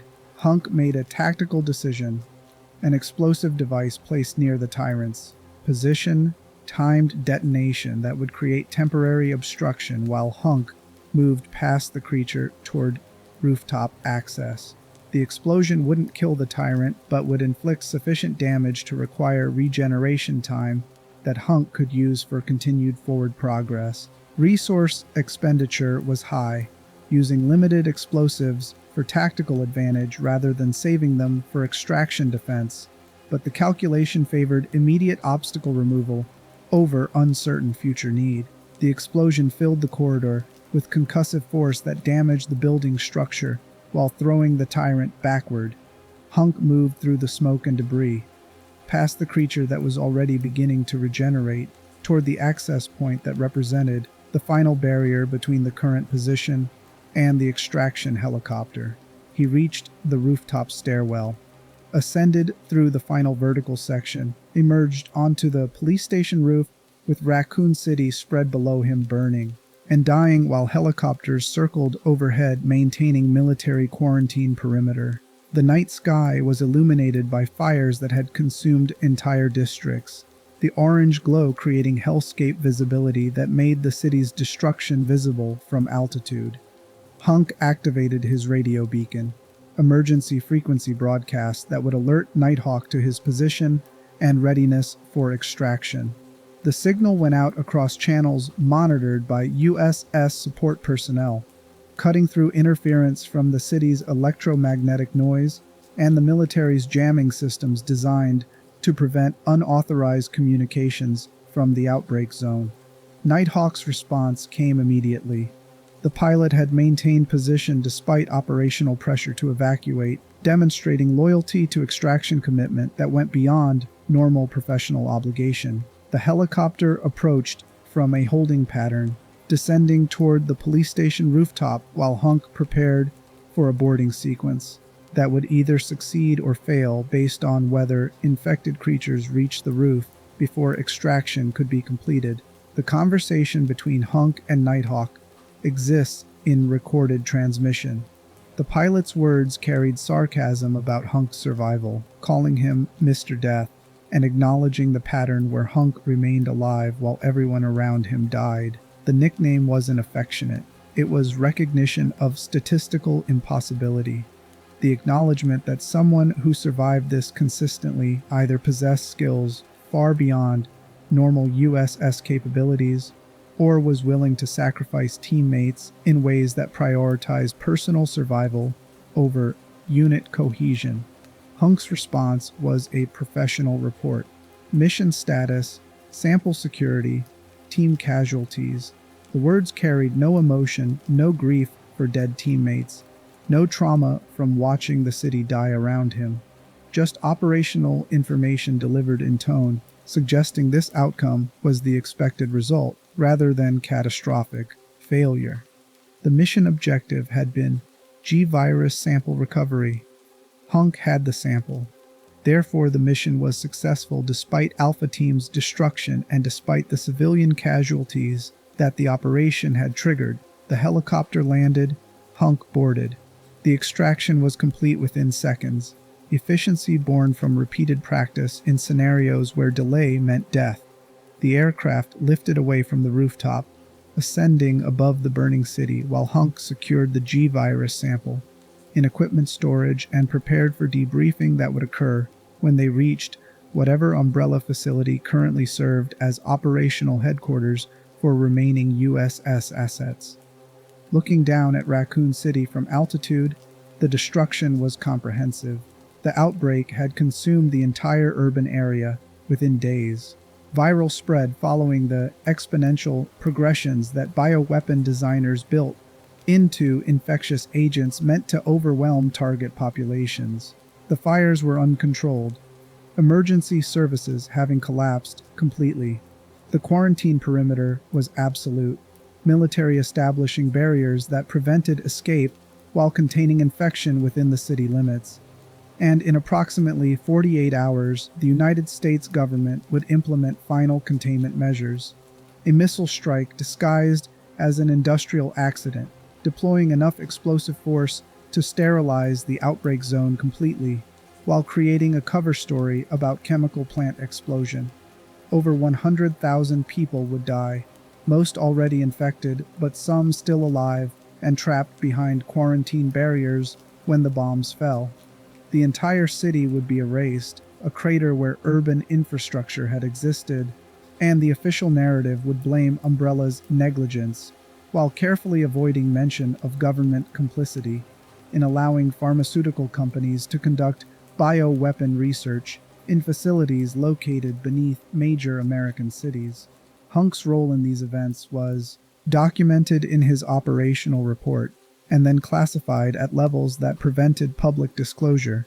He had completed his mission, retrieved G virus sample despite catastrophic team losses, and despite triggering outbreak that killed tens of thousands of civilians. USS evaluation would classify this as a successful operation because mission objectives took priority over collateral damage, because team casualties were the expected outcome of bioweapon recovery operations, and because HUNK's survival demonstrated that USS training programs produced operatives capable of functioning effectively even under circumstances that killed everyone around them. The institutional response to Raccoon City's destruction focused entirely on liability management rather than on accountability for having caused the disaster. Umbrella deployed legal teams to contest government investigations. Spencer went into hiding, protected by wealth and corporate structure that made prosecuting him for mass murder technically difficult despite overwhelming evidence of corporate responsibility. And USS operations continued because the bioweapon development industry didn't stop just because one city had been destroyed. If anything, the data gathered from Raccoon City's outbreak made remaining viral research more valuable because it demonstrated real-world deployment effectiveness in ways that laboratory testing never could. HUNK received new assignments. The specifics remain classified, but the pattern suggests he continued operating as Alpha Team leader until Umbrella's eventual collapse in 2003, when government prosecution finally succeeded in destroying the company's legal protections and forcing bankruptcy. During those 5 years between Raccoon City and Umbrella's dissolution, HUNK would have conducted numerous additional operations, each one similar to the Birkin mission in structure if not in outcome, each one demonstrating the institutional machinery that made bioweapon development possible through personnel willing to perform violence on corporate behalf while maintaining plausible deniability about who authorized what actions. But between the Raccoon City extraction and Umbrella's final collapse, HUNK received at least one additional assignment that's documented in available records: a delivery mission to Rockfort Island, transporting containers from Umbrella's Antarctic facility to the military training center, where HUNK himself had received USS conditioning. The mission was routine by USS standards. Simple cargo transport that shouldn't have required a combat specialized team. But Alfred Ashford, who commanded Rockfort Island, refused to detail what was inside the container. This refusal created an operational problem that HUNK documented in a report to Ashford. USS teams were trained for combat against bioweapon threats. Their effectiveness depended on understanding what they might encounter so they could prepare appropriate countermeasures. By refusing to specify container contents, Ashford was creating safety hazards for teams that specialized in handling dangerous materials.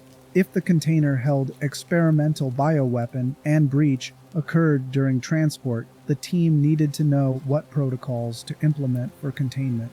Without that information, they were operating blind in situations that could turn catastrophic.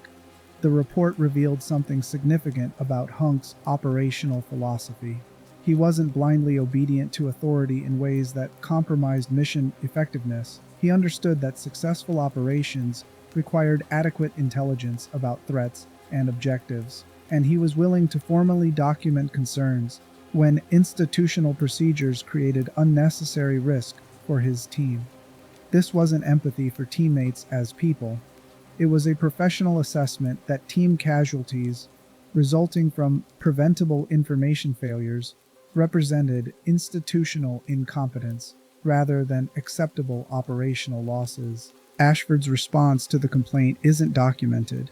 What's known is that the delivery was completed successfully, that HUNK survived another mission, while many of his teammates probably didn't, and that the Ashford family's continued involvement with Umbrella would eventually lead to their own destruction through events unrelated to HUNK's operations, but connected to the broader pattern of bioweapon research consuming everyone it touched.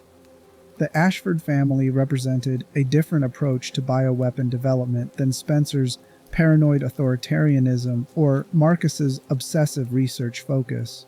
Edward Ashford had been one of Umbrella's 3 founders, brilliant scientists whose work on progenitor had contributed to creating the viral strains that became T virus and G virus. His death in 1968, orchestrated by Spencer through a staged laboratory accident, had removed him from Umbrella's power structure, but hadn't eliminated Ashford family influence over company operations. Alexander Ashford, Edward's son, had pursued genetic approaches rather than viral research, creating Alexia Ashford through cloning techniques that combined advanced genetics with Umbrella's viral expertise.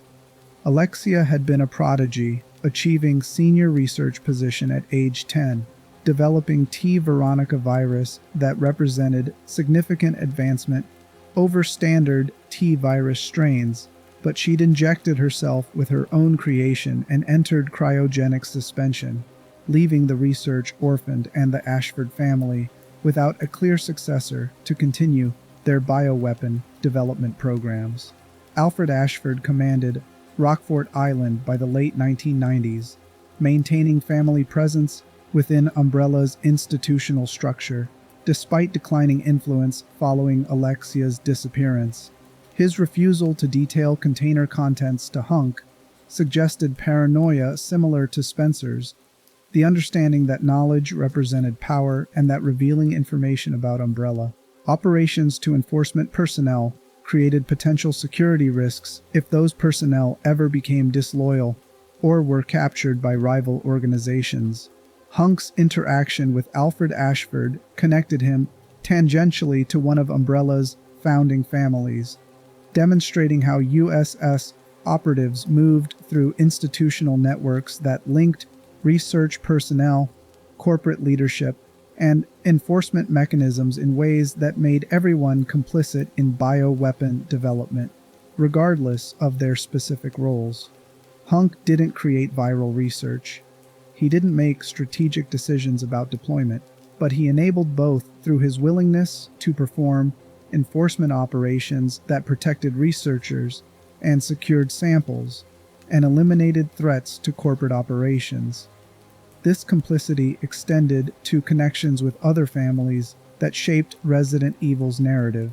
The Spencer family, obviously, since Oswell E. Spencer had founded Umbrella and created the institutional structures that required USS enforcement. The Marcus family, through James Marcus's research that had produced T-virus strains requiring security, and eventually requiring Marcus's own assassination when Spencer's paranoia identified him as a threat. The Wesker family, through Albert Wesker, who'd been involved in Marcus's murder and who would eventually betray Umbrella entirely while pursuing his own bioweapon-enhanced superhuman agenda. The Birkin family connection was direct and catastrophic. HUNK had shot William Birkin, triggering the G-virus self-injection that created the creature that killed Alpha Team and caused Raccoon City's outbreak. Birkin's wife Annette had been present during the events, had survived initially but died during the outbreak she'd tried to contain. Their daughter Sherry had been infected with G-virus embryo, creating ongoing connection between the Birkin family and bioweapon research that would continue affecting her throughout her life. The Redfield and Valentine families represented opposition to everything HUNK embodied. Chris Redfield and Jill Valentine were STARS operatives who'd survived the Spencer Mansion incident and had dedicated their lives to fighting bioweapon proliferation. They were heroes in conventional sense, people who fought to protect civilians rather than to advance corporate interests. Their entire purpose contradicted HUNK's mission parameters. Where HUNK secured bioweapons for Umbrella, Chris and Jill worked to destroy them. Where HUNK prioritized institutional objectives, they prioritized human life. The fact that both approaches existed within the same narrative universe demonstrated how bioweapon development created opposing forces that would remain locked in conflict as long as research continued. The connections to the Winters, Baker, and Graham families came later in Resident Evil's timeline, after Umbrella's collapse and after HUNK had transitioned from corporate operative to independent mercenary. But the institutional patterns remained consistent. Ethan Winters would encounter bioweapons developed through research that descended from Spencer's original progenitor work. The Baker family would be infected by Eveline, a bioweapon created by an organization called The Connections, using techniques that evolved from Umbrella's research methodologies. Ashley Graham would be kidnapped by a cult using Las Plagas parasites that represented different branches of biological modification, but that existed within the same ecosystem of weaponized life that Umbrella had helped create. All of these families connected through bioweapon development networks that persisted beyond any single corporation's existence.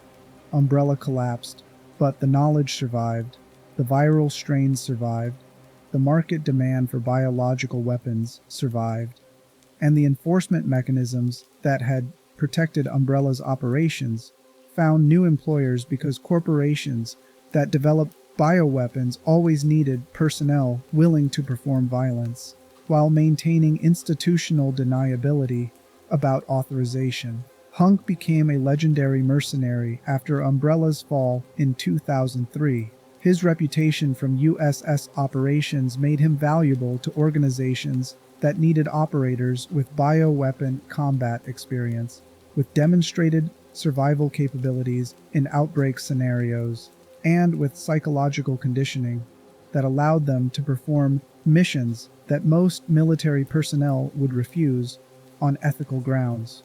The transition from corporate employee to independent contractor was seamless because the work itself didn't change. Secure samples, eliminate threats, complete missions regardless of cost.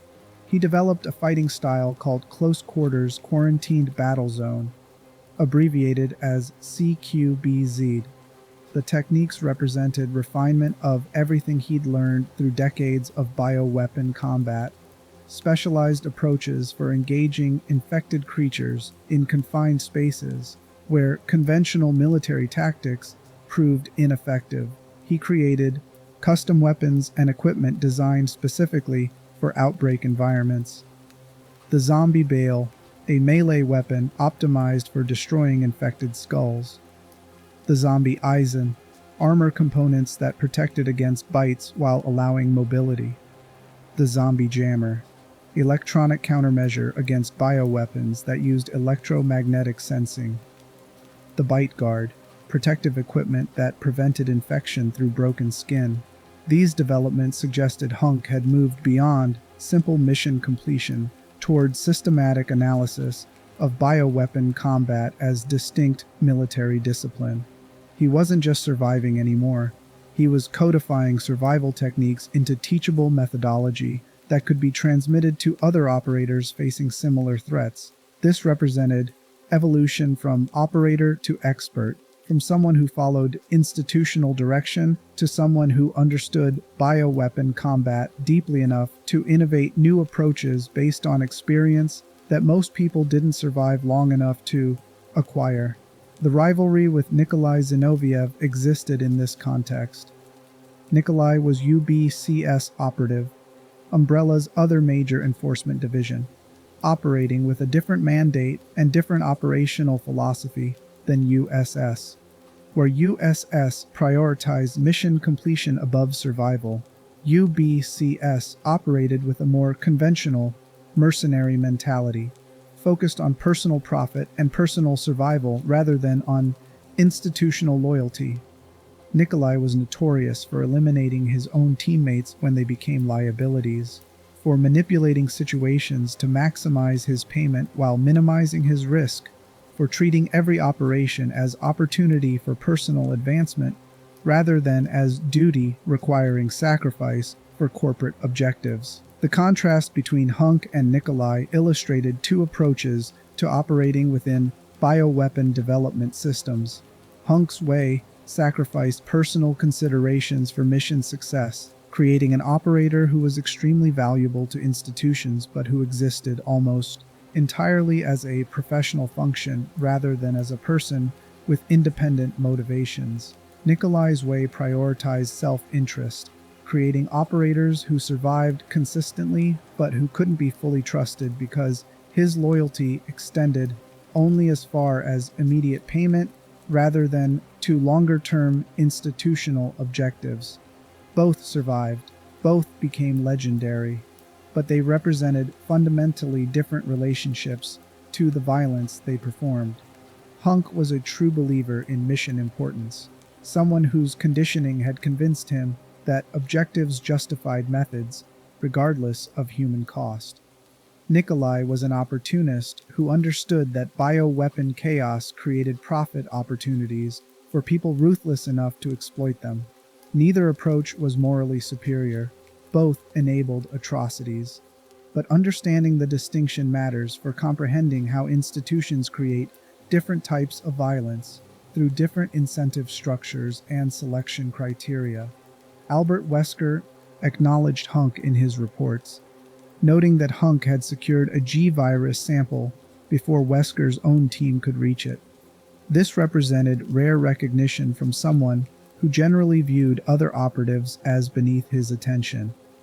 Wesker was pursuing superhuman enhancement through viral modification and had injected himself with a prototype virus that gave him enhanced capabilities while maintaining cognitive function. His entire project represented Spencer's original eugenics vision taken to individual extremes, one person deciding to become an enhanced being rather than creating an enhanced race. For Wesker to notice HUNK's operations suggested the Raccoon City mission had significance beyond simple sample recovery.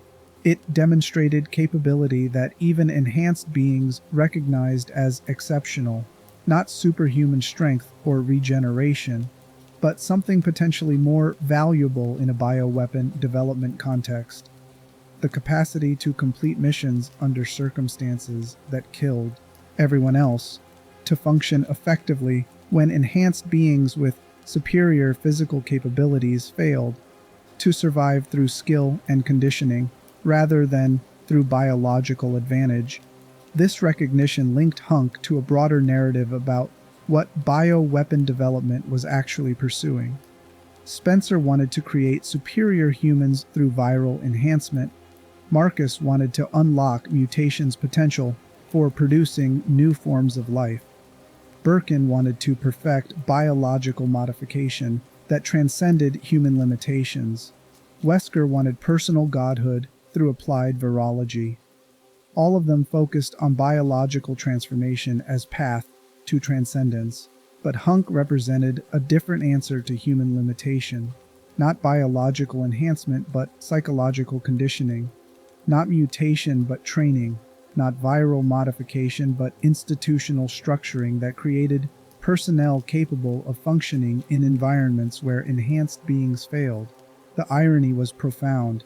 All the resources spent on viral research, all the mutations and enhancements and biological weapons, and one of the most consistently effective operators in bioweapon history was just extremely well-trained human who'd been conditioned to abandon emotional responses that compromised mission effectiveness.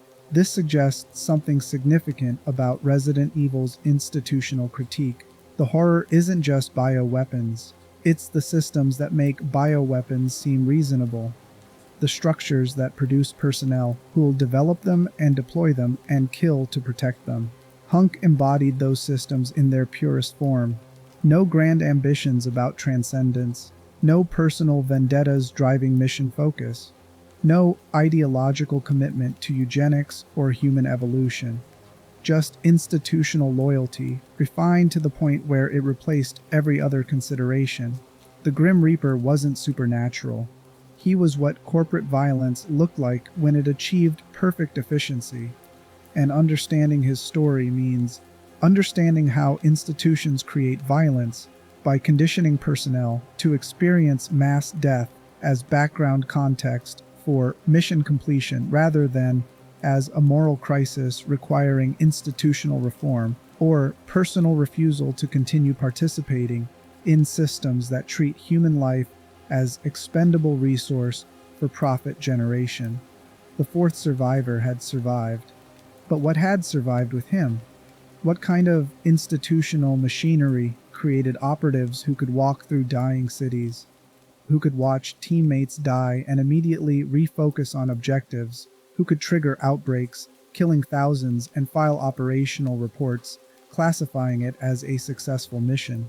These questions extend beyond HUNK personally into systemic analysis of how bioweapon development requires specific psychological profiles, specific training methodologies, specific institutional structures that all combine to make mass violence appear as professional competence rather than as atrocity requiring prosecution.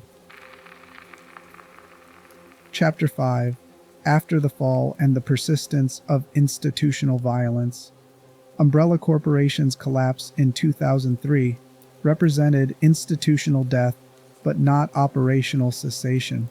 The company had been prosecuted successfully after years of legal maneuvering, its business license suspended, its assets seized, its public legitimacy destroyed by testimony from former employees who'd witnessed or participated in bioweapon development programs that violated international law comprehensively.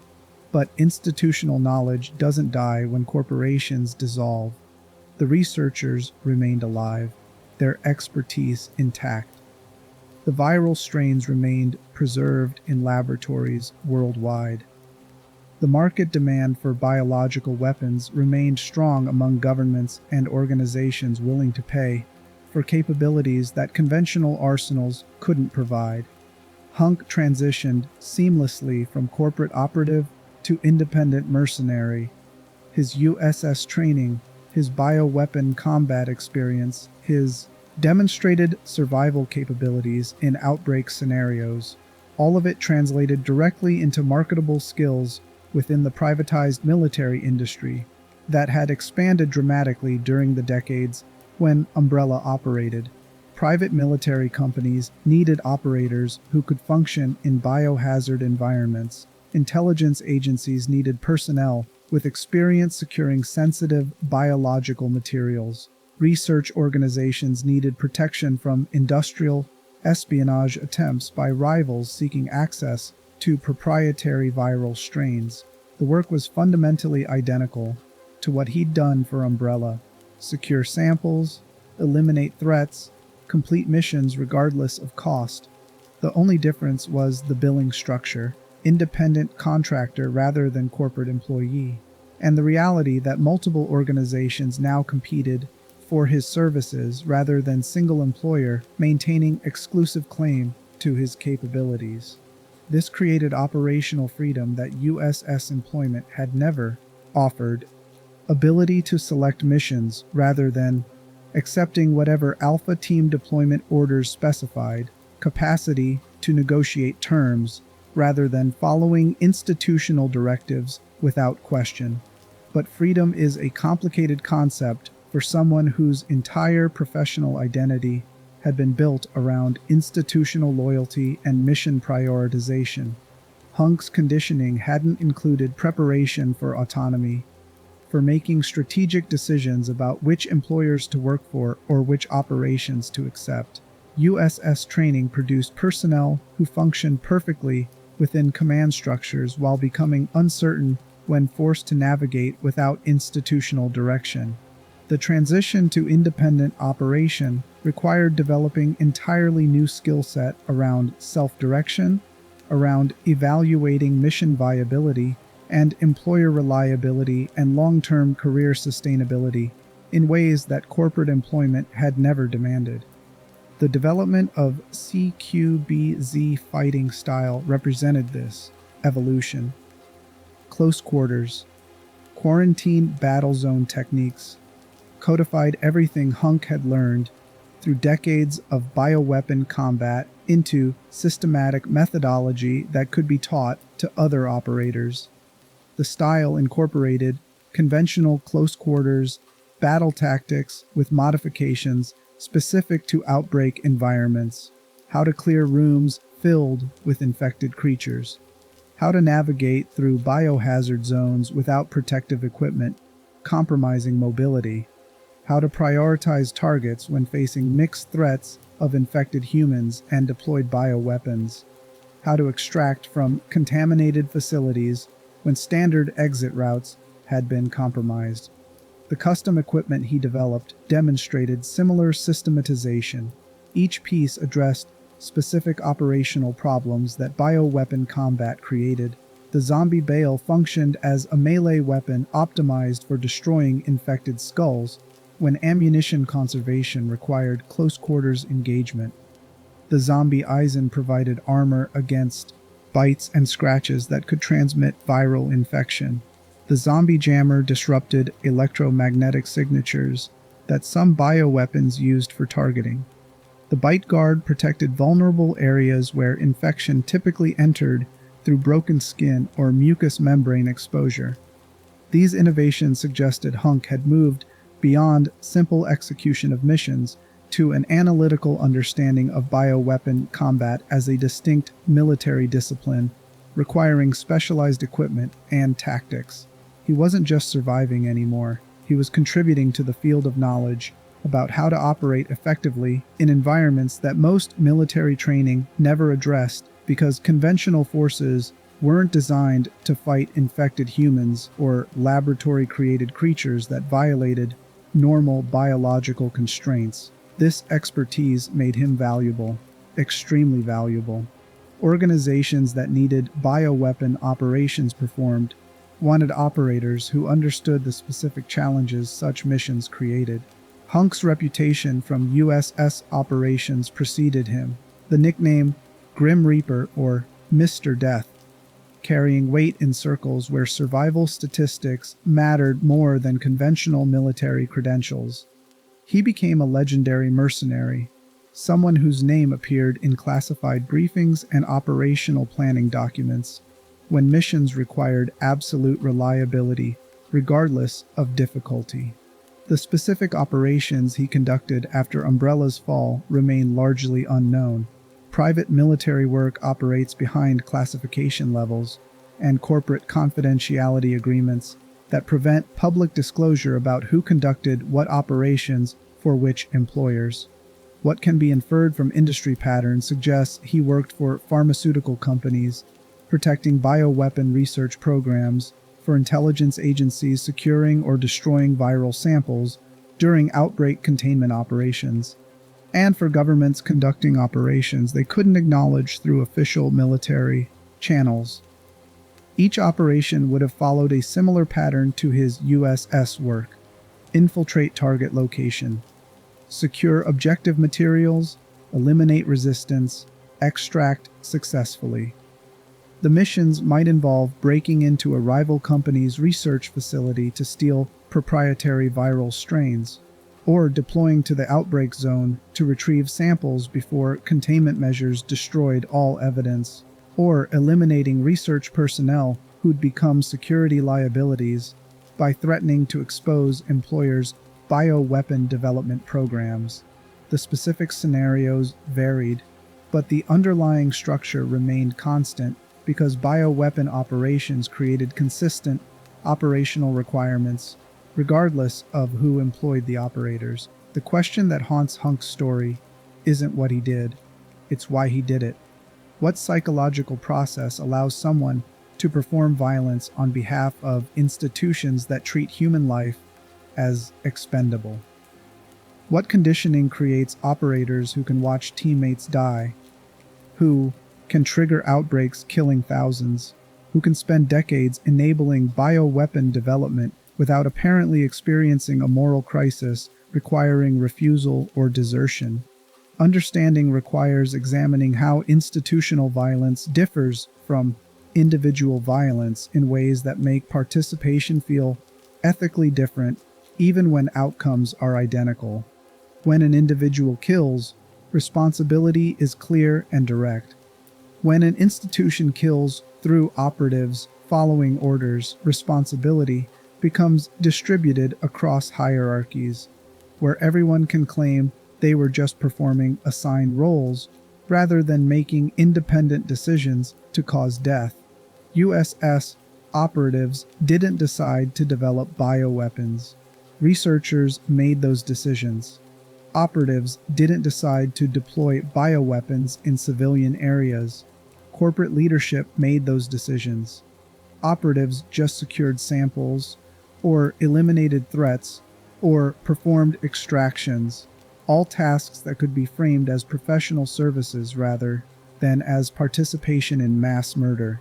This distribution of responsibility creates psychological permission structures where operators can compartmentalize their actions, separating tactical execution from strategic consequences. HUNK didn't kill civilians in Raccoon City. The outbreak killed them. His mission was sample recovery, professionally executed according to operational parameters. That the mission triggered events leading to over 100,000 deaths wasn't his responsibility, because he didn't design the operation, didn't create the bioweapons, didn't make strategic decisions about acceptable collateral damage. He just followed orders with professional competence that made him valuable to employers who needed violence performed while maintaining plausible deniability about authorization. Real-world parallels exist throughout military history and contemporary private military industry. Blackwater operatives in Iraq performed security operations that killed civilians, while contractors claimed they were just protecting clients according to engagement rules. CIA personnel conducting enhanced interrogation that constituted torture, while operatives maintained they were following approved procedures.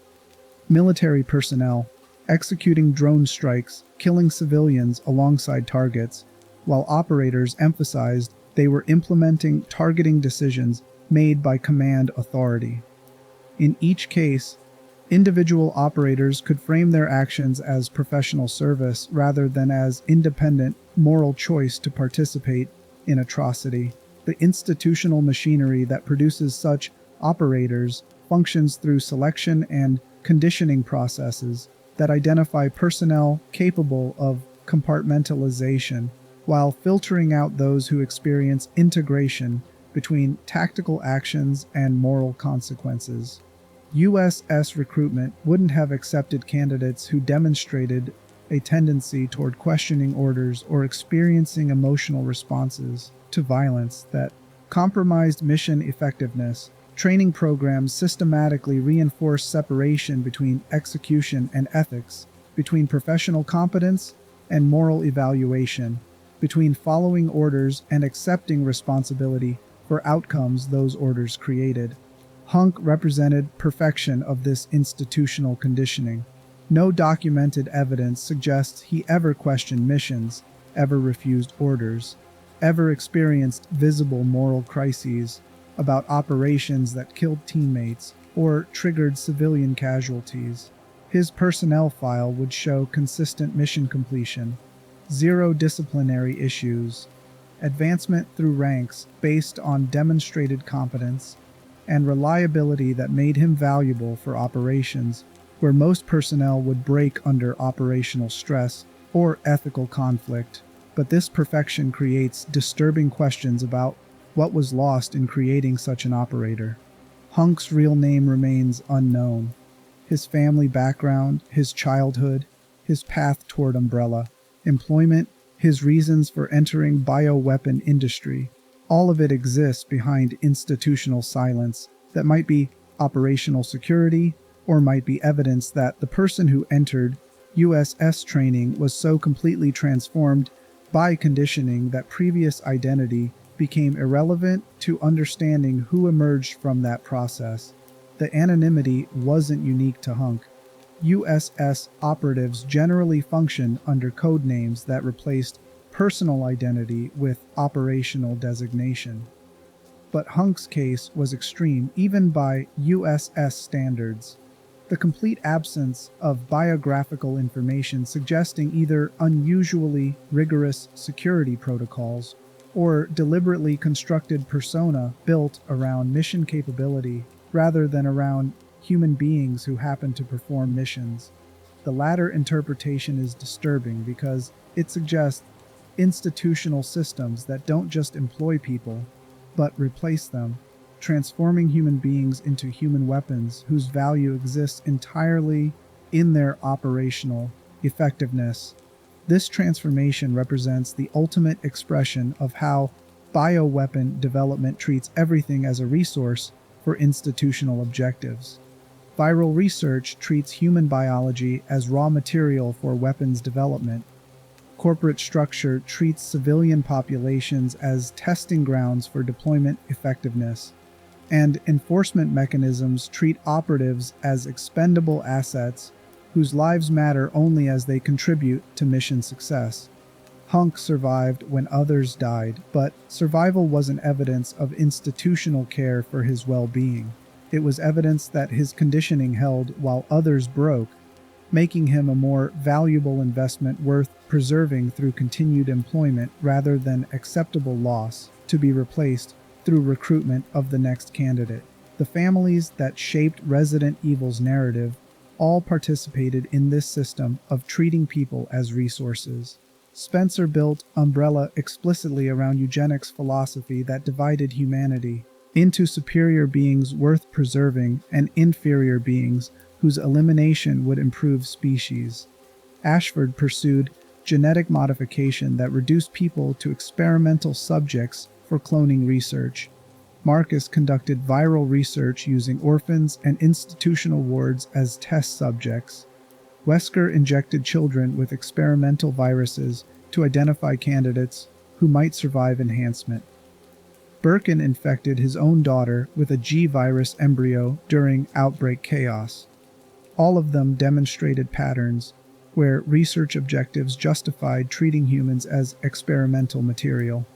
The families that opposed bioweapon development, the Redfields and Valentines and eventually the Winters family, fought against this instrumentalization of human life. But their opposition existed within a framework that had already normalized bioweapon existence, fighting to contain and destroy viral threats rather than addressing institutional structures that made bioweapon development profitable enough to continue despite catastrophic failures like Raccoon City. Chris and Jill prevented specific catastrophes but couldn't eliminate market demand for biological weapons or dismantle research networks that persisted beyond any single corporation's existence. HUNK operated in the space between these opposing forces. Not a developer creating bioweapons, not a hero destroying them. Enforcement mechanism enabling research while preventing unauthorized deployment. His role was structural support for a system that both sides depended on, even as they opposed each other. the violence infrastructure that made bioweapon development logistically possible through sample security and threat elimination and operational extraction when facilities face destruction. Understanding his story requires understanding this structural position. HUNK wasn't a villain in the conventional sense, not someone driven by ideology or ambition or sadistic pleasure in causing suffering. He was an institutional function, violence mechanism performing an assigned role within a system that treated violence as a necessary business expense rather than as a moral crisis requiring reform. His psychological conditioning allowed him to occupy this position without apparent internal conflict, but that conditioning was itself a product of institutional design rather than individual pathology. The unanswered questions about his identity matter because they represent broader unknowability about how institutions transform people. We don't know who HUNK was before USS training because that person might not exist anymore. In a meaningful sense, conditioning having replaced previous identity with operational persona, built entirely around mission capability. We don't know if he experiences regret or trauma about missions that killed thousands, because his training systematically eliminated capacity for such responses, or taught him to compartmentalize them completely. We don't know if he's a human being performing a job, or if he's become the job itself, a professional function that happens to exist in human form. These questions extend beyond HUNK to broader examination of how bioweapon development depends on personnel willing to perform violence while maintaining institutional fiction, that such violence is professional service rather than participation in mass murder. Every bioweapon program needs enforcement mechanisms. Every research facility needs security. Every sample recovery requires operators willing to kill to complete missions. And every organization developing bioweapons needs personnel who've been conditioned to prioritize institutional objectives over human costs. The Grim Reaper earned his nickname through survival. But survival was a byproduct of conditioning that made him valuable to institutions that needed violence performed with absolute reliability. His story is about how corporations create human weapons through selection and training processes that identify personnel capable of functioning without normal human emotional responses, while filtering out those who retain empathy that might compromise mission effectiveness. It's about how institutional structures distribute responsibility for mass violence across hierarchies, where everyone can claim they were just doing a assigned job. It's about how bioweapon development requires not just scientists creating viral strains, but enforcement personnel protecting research and eliminating threats and securing samples regardless of civilian casualties. And it's about how such systems persist beyond individual corporations' existence, because the institutional knowledge, the trained personnel, and the market demand all survive organizational collapse.